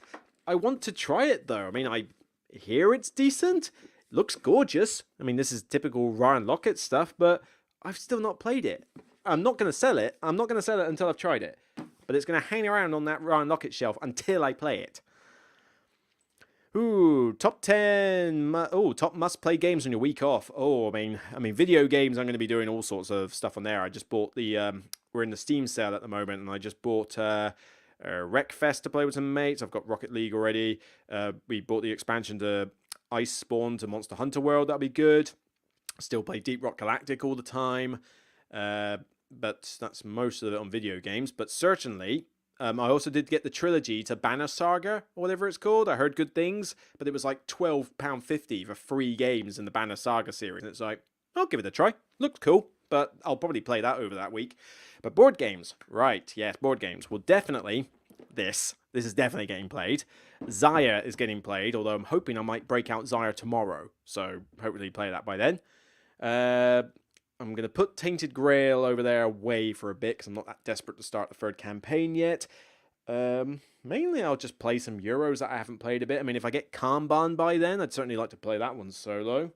I'll get Sentinels in the Multiverse out, get some LCGs out. I mean, like I say, I got the 2 Quicksilver and Scarlet Witch I need to play. I've still got an Arkham Horror pack, the most recent one, from the Arkham Horror set. I haven't played that yet. Haven't had time. Although I tell you the thing I'm definitely going to play, Lord of the Rings Journeys to Middle-earth, down there. Yes, I got 4, I think I'm like stage 4 or 5 into the Shadowed Paths campaign, not the DLC one, just the main box one, and I haven't been able to play for the rest of it. I had to do a first impressions video of it, review of it on the podcast, but I haven't since been able to get the chance to continue the campaign. I am definitely going to break that out and start finishing that campaign off. That is a must play. We'd love to hear your thoughts on Legacies by Jason Brooks. Should be coming out later this year. Haven't heard much conversation on it, but I've heard it has the weight of a Lacerda design. I have no idea what you are referring to. Legacies, Board Game Geek. Let's have a look at this one then. I'll give it props. That cover looks striking, although that's giving me a Industrial Revolution style vibe. Let's have a look. I mean, there's some... I'll give it credit. I mean, that art, the artwork's nice. That board is very pretty, but then so was the brass board. Definitely looks like a heavy euro. Definitely looks like one of those heavy euros that's going to impress that sort of thing. But what do you actually do in this game? Well-known names in the 19th century. Oh, great. You must have a legacy with your name living far. Make strategic relationships, well-timed investments, and marvelous heirlooms to leave a lasting mark. Strategic action selection economic game. Okay. Well, theme-wise, it's not exactly selling it to me, but let's carry on. Unique in its integration of primary mechanisms, including multi-use cards. Okay, you just got me back there. Market manipulation. You just lost me again. Area control worker placement. Okay, you've brought me back. And variable round ends. And you brought me back a bit more. Okay, fine. Okay, this is sounding better. Just market manipulation and, the setting. Many paths exist. Let's see. The player cards and the entire board evolve throughout the game, highlighting inflation, boring, and more importantly, showcasing the visual progression from the 19th century into the 20th. I am not a history ban. I gave up history after year 8 of UK schooling. It's not my thing. Well, I don't recognise the designer, and I don't recognise the publisher either. Brookspun Games? What have they done before? No, why am I opening it in another tab? I need to open it in this one. So Brookspun, they've done nothing. Alright, so this is the first game from them. Brainchild of Jason Brooks has been a passionate gamer for decades and found a way to give back to the gaming community through strategic games. Okay. Apparently this has already been on Kickstarter and funded. I never heard of it. But what else has Jason done anything else? No, this is his first game. Okay. Running a large Scrabble tournament. Okay, cool. I mean, fair enough. I'd give it a look, but it's not a game that I think is going to win me over personally. I don't think it's set. I don't think I'm the target audience, but and 1 to 6 players, I can't imagine any Euro that's going to... 90 to 180 minutes. That's a big range of time. I'll play this game for 90 minutes. I can't see myself wanting to play it for 3 hours. So we'll see. But I don't know. If it comes out later this year and I get a chance to play it, then I will. Let's see. What do you think about Asmodee acquiring Board Game Arena? Oh, blimey, we're getting up to an hour and a half. I'm not going to... well, let's see. Have we got a lot? We'll see. I'll try to get to the end of the comments before I think about closing this, because, let's face it, you didn't complain about 2.5 hours last time, did you? Alright, what do you think about Asmodee acquiring Board Game Arena? I'm personally fine with it. People are, hyping up like crazy that this is going to be like, oh my god, Board Game Arena is going to die now. It's like, Asmodee's going to, destroy them. It's like, Asmodee are not Activision or EA, okay? Those companies destroy other companies, EA and Activision and the video game lot, and I suppose BioWare at this point, but, and Blizzard, they've gone down. Basically, they're not a video game company. I don't think that just because Asmodee buys something, it destroys it. So, granted, a giant monopoly is something we want to avoid as well. Personally, I can't see a problem with it. If anything, with the resources that Asmodee has, could they now put more stuff on Board Game Arena? I would love to see that, because Board Game Arena is fine. I'd much rather play with tactile pieces or at least a 3D rendering of Tabletop Simulator personally, but it does make some games more quicker to play. It does help me with teaching games because I can just let the system teach a lot of it, but I'm cool with it. Could they finally put some expansions into Seven Wonders? How long has that game been in base form on that site? Seriously, put some expansions in the rotten game? But it's not got a good selection of games. There's probably about 15 I'll play, and the rest of them I'm just not fussed about. So if Asmodee could put some resources into the platform, get it bug-free, and put more games on the platform, I say cool, if that's the intention. I can't see why else you would acquire it. Let's see. Case in point, FFG. They haven't destroyed FFG, as far as I'm aware. What do you think about games getting all the big boxes and blings and such? Could not care less if something brings out a big box half the time. It's a marketing ploy. look at this game, it's now a big box. I mean, Queen games do this all the time. Big box this, big box that. I like Alhambra, it's fine, but anything above 3 players, it's way too long. I couldn't care less about the big box. They recently just did the Metro one. Was anybody clamoring for Metro to come back into print? Let alone as a big box $70, $100 game? That doesn't make sense. Yeah, Metro was a alright game. I mean, I like that whole Tesoro style, put the map down and stuff like whistle stop. But was that really what anyone was clamoring for? Personally, I wasn't. I don't need big boxes for everything. I just need a box to store everything I have, and that will do. Like Garphill Games are hinting that they're going to do big boxes for their stuff. Well, great. But then that's mainly because your boxes are too damn small in the first place. You don't need a big box. You just need a normal box to hold your stuff in. But I don't know. But yeah, I'm not as fussed about that. It just means more money. You gotta pay more money. Now, it's good for people who have not got the game and want to get into it, but it's pricey. I mean, I've got the Suburbia Collector's Edition up there. I've barely even touched it since I got it, but it's a great version of Suburbia. Then they brought out Castles. That looks beautiful. Good value for money. But I sold my Castles of Mad King Ludwig because I thought Suburbia was a better game. Why would I need both blinged copies? But it just means too much money. Everything is getting blinged up to craziness. Now, I love good aesthetics in board games, but there's a limit. You don't need to go quite so crazy. What is your limit on Kickstarter spending? How you determine that? It's a case-by-case basis, and it just depends on how much value I think I'm getting for that money, especially when compared to other games. I mean, I pulled out of the Freedom 5 Kickstarter for Arcane Wonders because I thought that they started off okay, but then in order to get the miniatures, which you really want, and have it painted and have the extra content, it was costing ridiculous amount of money. So I pulled out of it, and then with the $100 that I was originally pledging on that, I got the Paleo Americans one.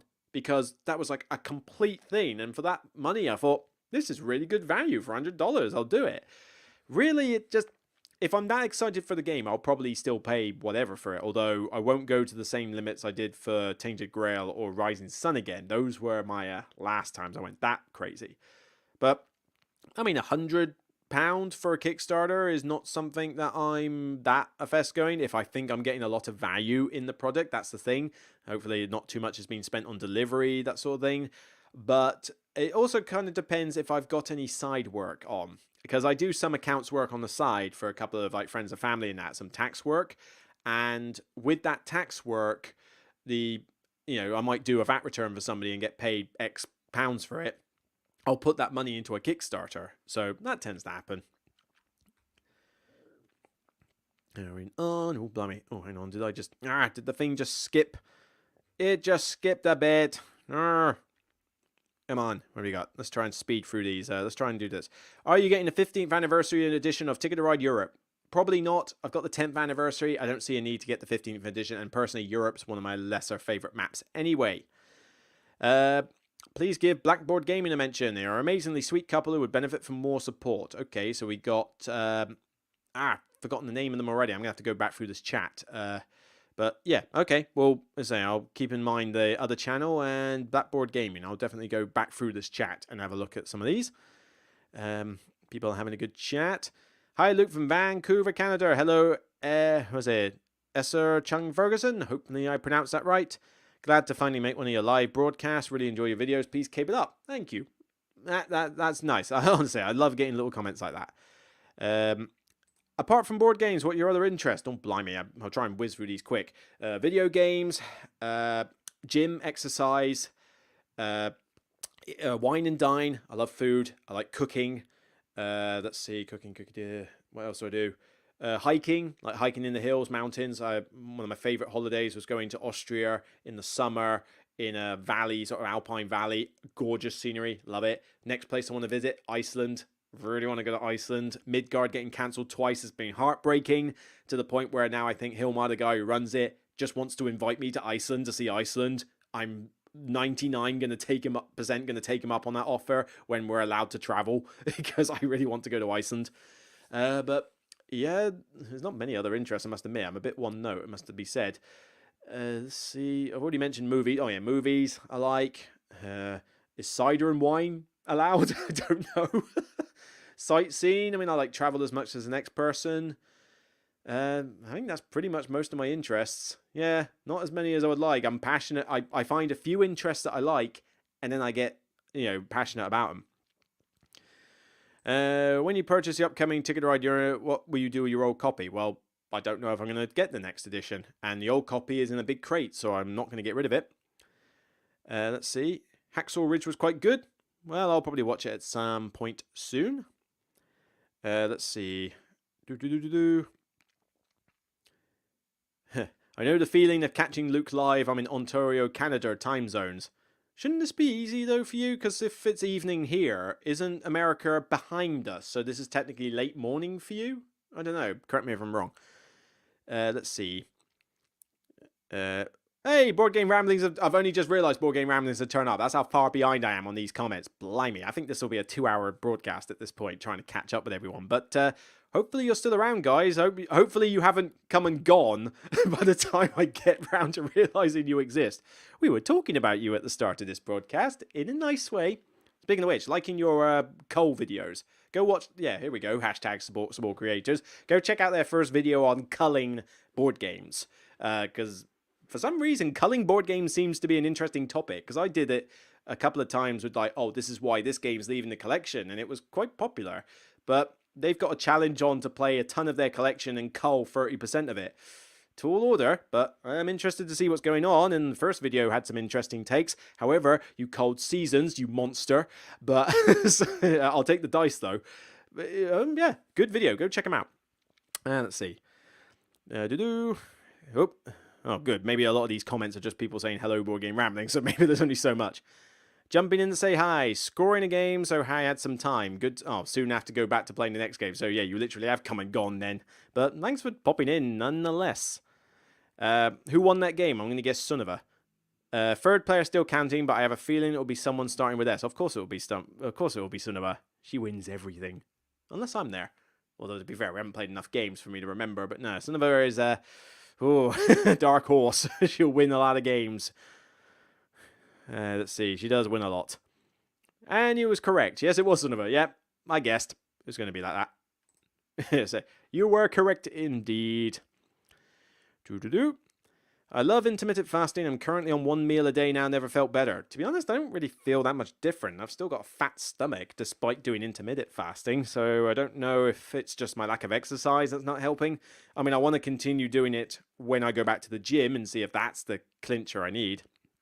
Have you made a video ranking Oink games? No, because I've only played about 3 Oink games, I think. And honestly, apart from Insider, which technically was replaced by Werewords, not a fan of what I've played so far. Love the beard, Sunova. Seriously, can we clone you? Seriously. It's like, can we just clone you? Like, get like a clone and just like, I'll have one ear. I know that sounds weird, but it's like, honestly, I get more compliments from you than any other like girl out there or something, I swear. But it's, it's getting there. I mean, it's longer than I think. I probably need to cut it down a little bit and shave it at the moment, but I just can't be bothered because the rest of my hair is all over the shop because we haven't had a haircut since Christmas. Stupid lockdown. My hair is going to be ridiculous by the time we get into like mid-March. Let's see. What have we got there? How much viewership on YouTube is just crapshoot? Some folks just somehow get way more than another, or do any tactics help? I think it, like I say, going back to what I said before about people getting cherry picked or getting broadcasted like no other or ticking a box, I think that is what it's doing it though. I mean, there is no reason that certain channels should be getting more votes than another. And apart from the fact that, as I've said, some clique divides are definitely supporting some channels more than others and are sticking to it. I can think of several groups in particular where it's literally them or the highway. And I mean, I hate to name names, but put it this way. When was the last time you saw Watch It Played recommend smaller channels? Hasn't. The most, I mean, he's massive and I love Rodney Smith, great guy. But, it's that conglomeration now, isn't it? It's got, Dicey, I forget her name. I don't watch their stuff, but you've got Dice Play Games or something. You got Matthew Jude. He's a cool bloke. You got Chaz. And they're in that conglomeration, and it's just that. I don't see anything else getting published by them or something like that. It's just constantly just those four. But then there's other ones. Constantly I'll see, and these are lovely people, don't get me wrong, but I'll see Before You Play, Thinker Femur, Sarah Shar, they're getting publicized like crazy on Twitter by certain people, and it's all I'll see them publish. I won't see any other channel broadcasted by them, but I'll see those three constantly referenced. And fair play, they do cool content, but seriously, there's more than 3 channels out there. And it's not like, I personally, don't hate me on this, I don't watch TikTok.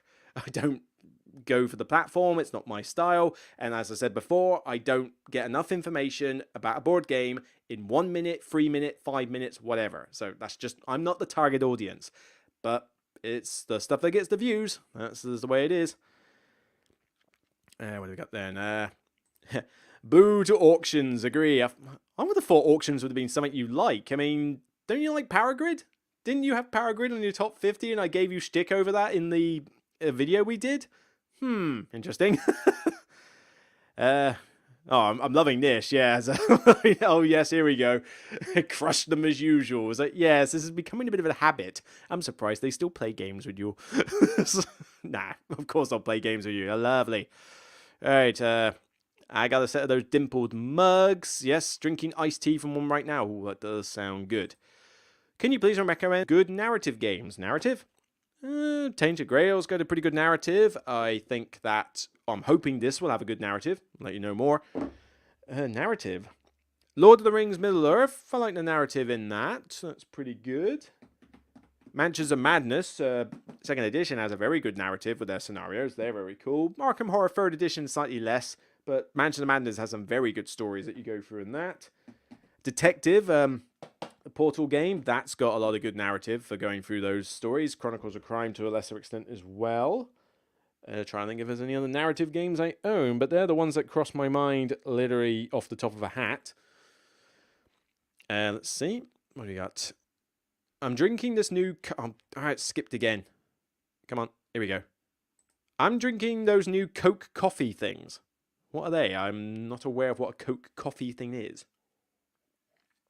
I'm curious about that. Not sure if I want that combination though, unless it's Diet Coke, because I don't want the unnecessary sugar. Did you back Sleeping Gods? Blimey, this is the talk of the trade now. Yes, I did. If you go back through the stream, I think 3 questions have come up on Sleeping Gods, but yes, I backed it. It just hasn't got delivered to the UK yet. Believe me, I'll be a happy bunny when it does. All I have been sent is the digital soundtrack. That's all I've got so far. Adora Me Some Zaya. This is my favourite Kickstarter game, I think. Well, I'm putting a lot of faith in you lot with this copy, okay? So, better be good, better be good. I'm going to give it the beans, solo mode, all the trimmings, expansion and everything. I know it's going to be a slog to learn it all, but I'm going to give it as fair a chance as I can.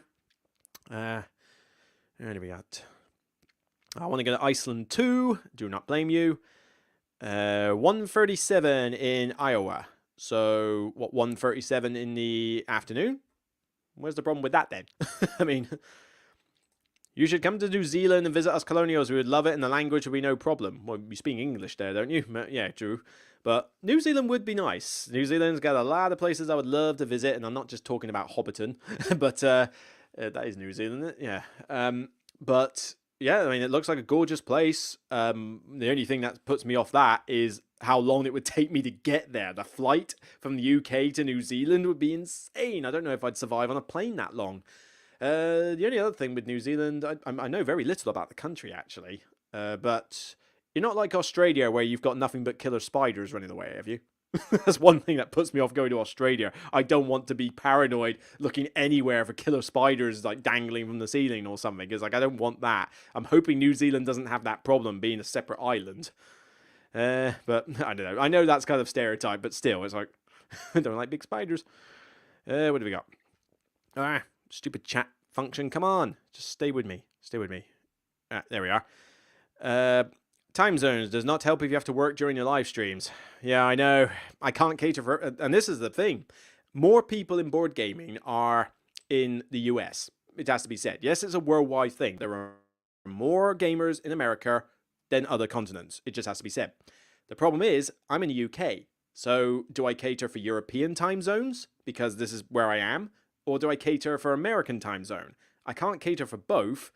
You know, logic dictates it should be the American time zone I cater for, but then my own personal time zone I need to adhere to as well. So it's very difficult to marry the two together. I mean, this seems to be a good time, but I can't please everybody, unfortunately. TikTok does board games. Not TikToks especially, but there are creators on TikTok who are literally getting like so much publicity at the moment for doing board game content on TikTok. But TikTok is literally 1 minute of portrait phone video. I mean, I just had to do, and I don't mind saying this actually, I've been heavily worked lately because I did a 40th birthday video for my brother. My parents got me to do one for my elder brother's wife for her 40th. And it was like a proper photo montage. We all got clips together from people recording it on their phones. And I put them together and I made her a really nice video and she loved it. I just had to do the same thing for my other brother for his 40th. And Thursday, he finally watched it. I did a photo montage with memories. I did with live footage from a template. I did clips, put them all together, said some really heartfelt stuff myself, and then did a wedding video montage because he got married a couple of years ago and did something like that. I put it all together into one big video. I was making kittens worried that they were gonna like, oh, is there anything wrong? I mean, I knew they weren't gonna hate it, but it was a passion project. You know, I try to put enough passion into these videos so that I can make them as good as they can be with the limited space, budget, and everything that I have. But that video is like, this is my brother's 40th. I can't mess this up. Thankfully, they loved it. There were tears. It was yes, great. And that felt good. But what was I say? But I had stuff, the point I was trying to make was that I had clips sent to me in portrait mode. Portrait mode sucks for videos. I'm sorry. It looks amateurish when you have it in portrait mode because you've got the black borders and it's blurred. I mean, TikTok does not do HD, it seems. Everything on there just looks blurred and it's all choppy and that. I don't like TikTok style videos at all. But, you know, that's the way it is. And, you know, a minute, what am I going to do in a minute? I mean, I joked the other time that, you know, apparently because the shorter your video is, the more views you get. That's what it seems like these days. We've already gone down to a minute with Sarah's stuff. Okay, so that's a minute. Can I do 30 seconds? I mean, I literally joked that I should make a series on YouTube or TikTok, Instagram, whatever, and literally it should be 10 seconds. 10-second videos, and literally all I do is hold up on the box and, you know, video review would just literally go be like, you know, it's like, this is Days of the Siege. It's amazing. You should totally buy it. I had fun. You will too. Right, done. Bwam. You know, with the Inception bram at the end. That's literally it. 10 seconds. That should be the whole video. What, will I get 1 million views for that? It'll suck as a video. It'd be funny as a joke. Maybe I'll do it as an April Fool's thing next year. But still, it's just like, yeah. But people are saying never did TikTok. What's that again? But apparently, all you will see on Facebook is everybody saying that these creators who are on TikTok are the best thing since sliced bread now. And they are lovely people, but that's all you hear about. So TikTok apparently is popular. It's just I never really cared about it myself. TikTok does everything, and I mean everything. Yeah, I'm sure it's got some dubious stuff on there. Because the thing is, the demographic for TikTok is predominantly 25 and under. You know, that is a young person's... Oh my God, I'm saying young persons. I'm only 36. I still feel old. But yeah, you know, when you look at the demographic audience for TikTok, it's predominantly 25 and under. And then it gets lower and lower as you get older and older or something. So it's like, maybe that's the thing. It's a new... And young people are more active on social media than anyone who's older. So, I don't know.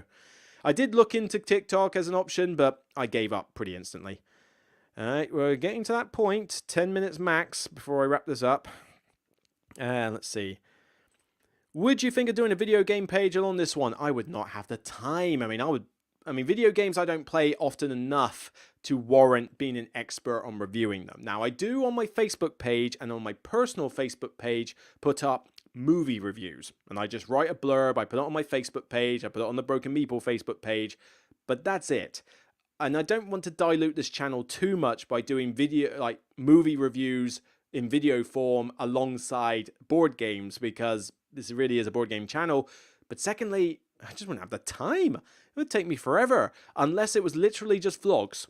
like nostalgia critic vlog style, like literally camera, talk, movie, that's it. No effects whatsoever, no clips whatsoever, literally just me talk 45 minutes. Would that work? I've no idea. I'm not popular like the nostalgia critic, okay? I'm not someone who could get 100 million views for that sort of thing. But and would it dilute the channel too much to have board games and movies? It's kind of a dubious one that. I do like video games and I do like movies though. I love talking about them, but we'll see. I like the channel called Learn to Play Games. Maybe you could check them. Okay, I'll add that third one to the list. Let's see. More stuff about Zaya. I was wondering what accent you have. Oh, blimey, it's a mixture at the moment. My accent is predominantly what's called West Country Somerset accent. The West Country, southwest of the UK, is agricultural, it's more farmland, and we get the stereotype of, ooh, army farmer, more an army combine harvester, it's stuff like that, the Wurzels, think that. But, or actually, think Bert from the clay animation Trapdoor. Does anybody remember that from the 80s? The guy who voices Bert is Somerset, and that accent is what I typically have. And usually if I say stuff like cider and things like that, it comes out a bit more. But the thing is, I've lived in Portsmouth for a lot of the last few years, and I watch a ton of American-based YouTube content because there's more Americans than there are Europeans. And I think my accent is just starting to blur a bit. I mean, yes, there is still the West Country accent in there, but people have said I say weird Americanisms, and certainly there are things like, I say sidewalk instead of pavement, because I think sidewalk's a better word for it. But there are certainly things that I tend to accidentally go to an Americanism style thing. So I think my accent is just a smorgasbord of weird stuff now. I mean, it's the only thing that can distinguish me on my channel. Remember when I said about ticking a box criteria? I don't tick any box for what is the hotness right now. I don't even tick anything as simple as, having 2 people on the channel, which is usually a surefire way to get more popularity. It's like, I don't tick any boxes whatsoever. But apparently, if there's a box that can be ticked for has a weird accent, that's the only thing I can go with. Let's see. I don't even do Facebook. It's good you're not caught up in the Twitter negativity. Yeah, try not to be, but sometimes you can't get away from it. Love Trapdoor. Got the complete DVD years ago. I mean, I wouldn't go as far as to buying a DVD, but occasionally I do go on YouTube and just watch clips out of nostalgia. But yeah, Trapdoor was great. That sort of stuff was fun to watch. And like I say, the Bert has the strongest Somerset accent, like always. But could you imagine, because I think I heard that the guy in the Darth Vader suit was Somerset as well. Well, not Somerset, but he was like a West Country style actor that was in the Darth Vader suit. But obviously they dubbed over it with James Earl Jones' voice. I'm not sure if that's entirely true, but imagine if they used his actual voice for Darth Vader. How on earth would that work? I'm your father, Luke. I'm your father, and I'm your brother as well. It's like, how's that supposed to? That would never have the same kind of influence. Yes, Kabuki, you have used that one. Yeah, Kabuki's apparently in Somerset, but in New Jersey. I don't understand how these place names work. Why are so many of our place names repeated in America? Or is it the other way around? Did they start off in America and we repeated them? I have no idea, but I don't get why they're all so similar. I mean, I'd love to see what Somerset in America is like compared to Somerset here. I mean, by the sound of it, it sounds exactly the same.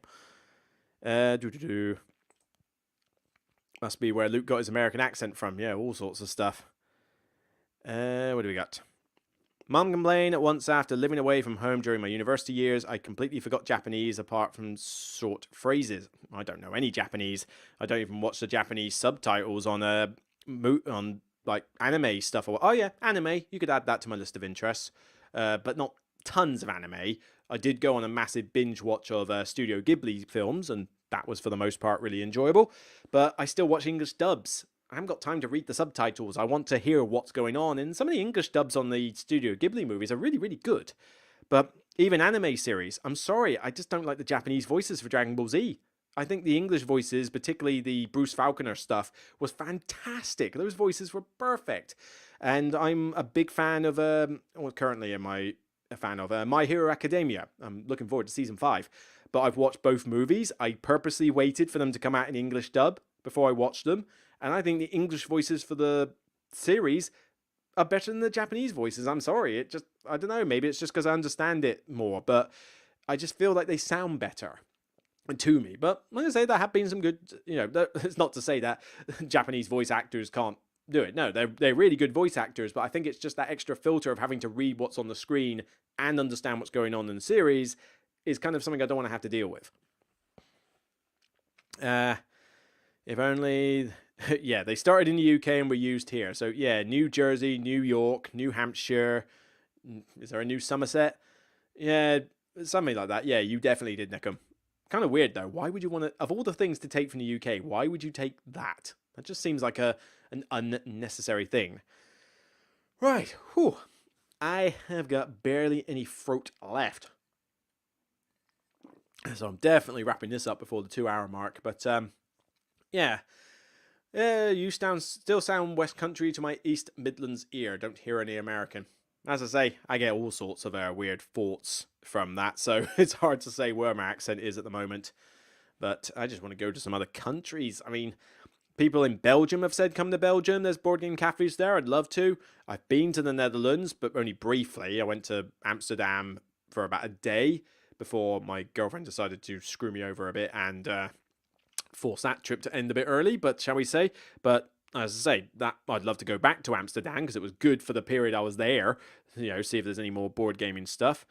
Where do I? Oh, Iceland, definitely. I want to go back there. I've never been to Italy. I want to go to there. I want to go back to the States, really, to be honest, because I've only been to the States 3 times, all as a kid or a teenager, and all to Florida, all to Orlando, Disney World. It's the only reasons I've been to the States. I haven't been to any other state. I've not checked out what is real America as opposed to just tourist America. So I want to try more of the real America. And I would love to go to a convention in America. Problem is cost and time. Even just going to one of the Dice Tower ones would cost me an arm and a leg to go there. And it just becomes a bit prohibitive. I mean, I can't just come to America for a week. Not for that long journey. I need to come here for 2 weeks. So I need to find 2 weeks extra holiday, get the money for 2 weeks holiday. Although, to be honest, the amount I've saved up over the last year and a half, because I put money into a monthly savings account for holidays and that. Considering I've not been anywhere in the last 2 years, I think that's actually fetched up more than enough to come to America. But I mean, that would be cool. Maybe not Gen Con. I think that might just be a bit too big for me. But something like one of the Dice Tower ones, Dice Tower Cruise, Dice Tower West or East. PAX Unplugged I hear is pretty good, but something just a little bit smaller scale than Gen Con, I'm thinking. And let's see. Last question before I just sort of wrap these up. Have you played Digital Fury of Dracula? I'm thinking of getting it for iOS. I have played it, and I thought it was okay. It's better as the Hunter than it is Dracula, because as Dracula, you've got to watch all the stuff that the Hunters do, which I don't think you can skip. And you have to watch all that play out, and it's just like, get on with it. But as the Hunter, you haven't got to watch much of Dracula, and you control more people. So it's fine, but it wasn't enough for me to suddenly go, oh yes, Fury of Dracula is now back in my thing. If you do go to India, or go to all the places with board game names, Goa, Jaipur, Agra, Bombay. Certainly wouldn't mind giving Jaipur a look, because that's the main board game I do play from that. Personally, though, if I went to India, I know what the first thing I'd be doing is eating all your curries. Like, proper curries. I love curry. But the curries we have here, I know are not authentic Indian curries. I want to try it Indian style. That's the first thing I do when I go on holiday. I do not like sunbathing on a beach. I hate sunbathing on a beach. You lie there, you burn to a crisp, you feel uncomfortable for the rest of the trip. It's not my style. And I don't even care about swimming in the sea either. It's just whatever. Although I don't mind it to an extent. But again, sunburn. Too hot a country, and I do have a massive fear of being sunburned because it's just the worst pain ever for me. But the first thing I want to do when I go on holiday is eat and drink local stuff. PortalCon, I tried the local beers. I had a honey mulled beer last PortalCon. That was amazing. Norway, when I did Norwegian Fjords, I wanted to try their local street food. Definitely Germany. I try out the Weiss beers. I try out their German schnitzel, like anything that's got a German name to it. Anything with Wurst in it. America, I'd probably try out all the highly calorific meals you have, because you eat like 3 times as much as we do, but your food doesn't half look good. You know how to do your meat dishes, I'll tell you that. But I would certainly want to eat all the local curries in India. I want to eat all the local Spanish food in Spain. I want to eat local culture stuff. I want to do the local culture stuff.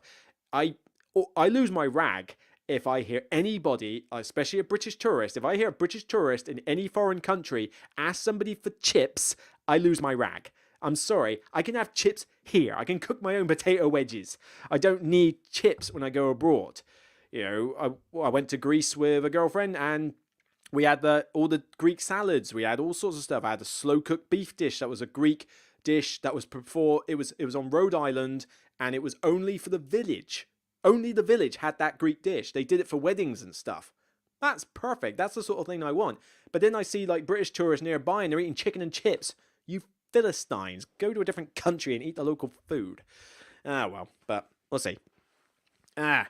Anyway, time to wrap this up, I think. So just to wrap up, I mean, thanks for putting up with the first 45 minutes of slightly contentious topics, but I feel it needed to be said.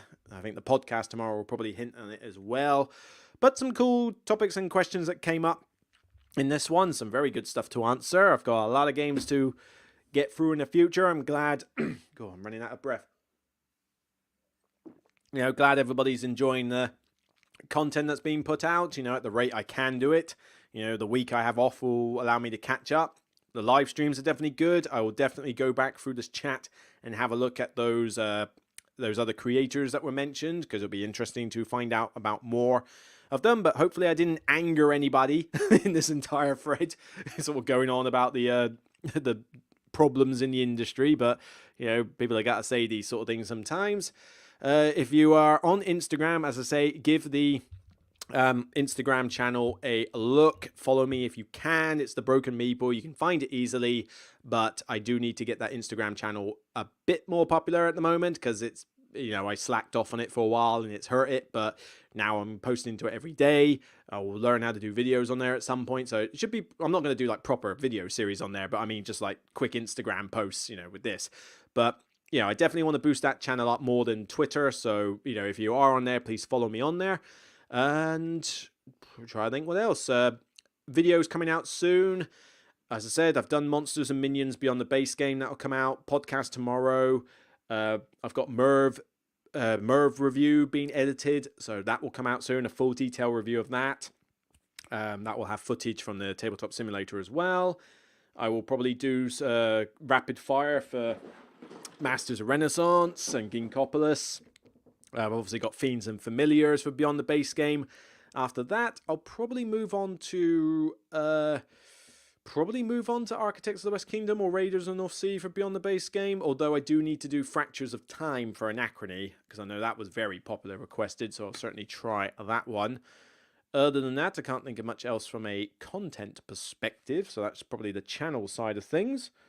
And yeah, I think that's pretty good. Like I say, I think I'm going to play some video games now. Maybe get round to sorting this phone out, because I've literally only just charged it up. I need to actually set it up, because this phone needs to go back to Samsung, replaced by this.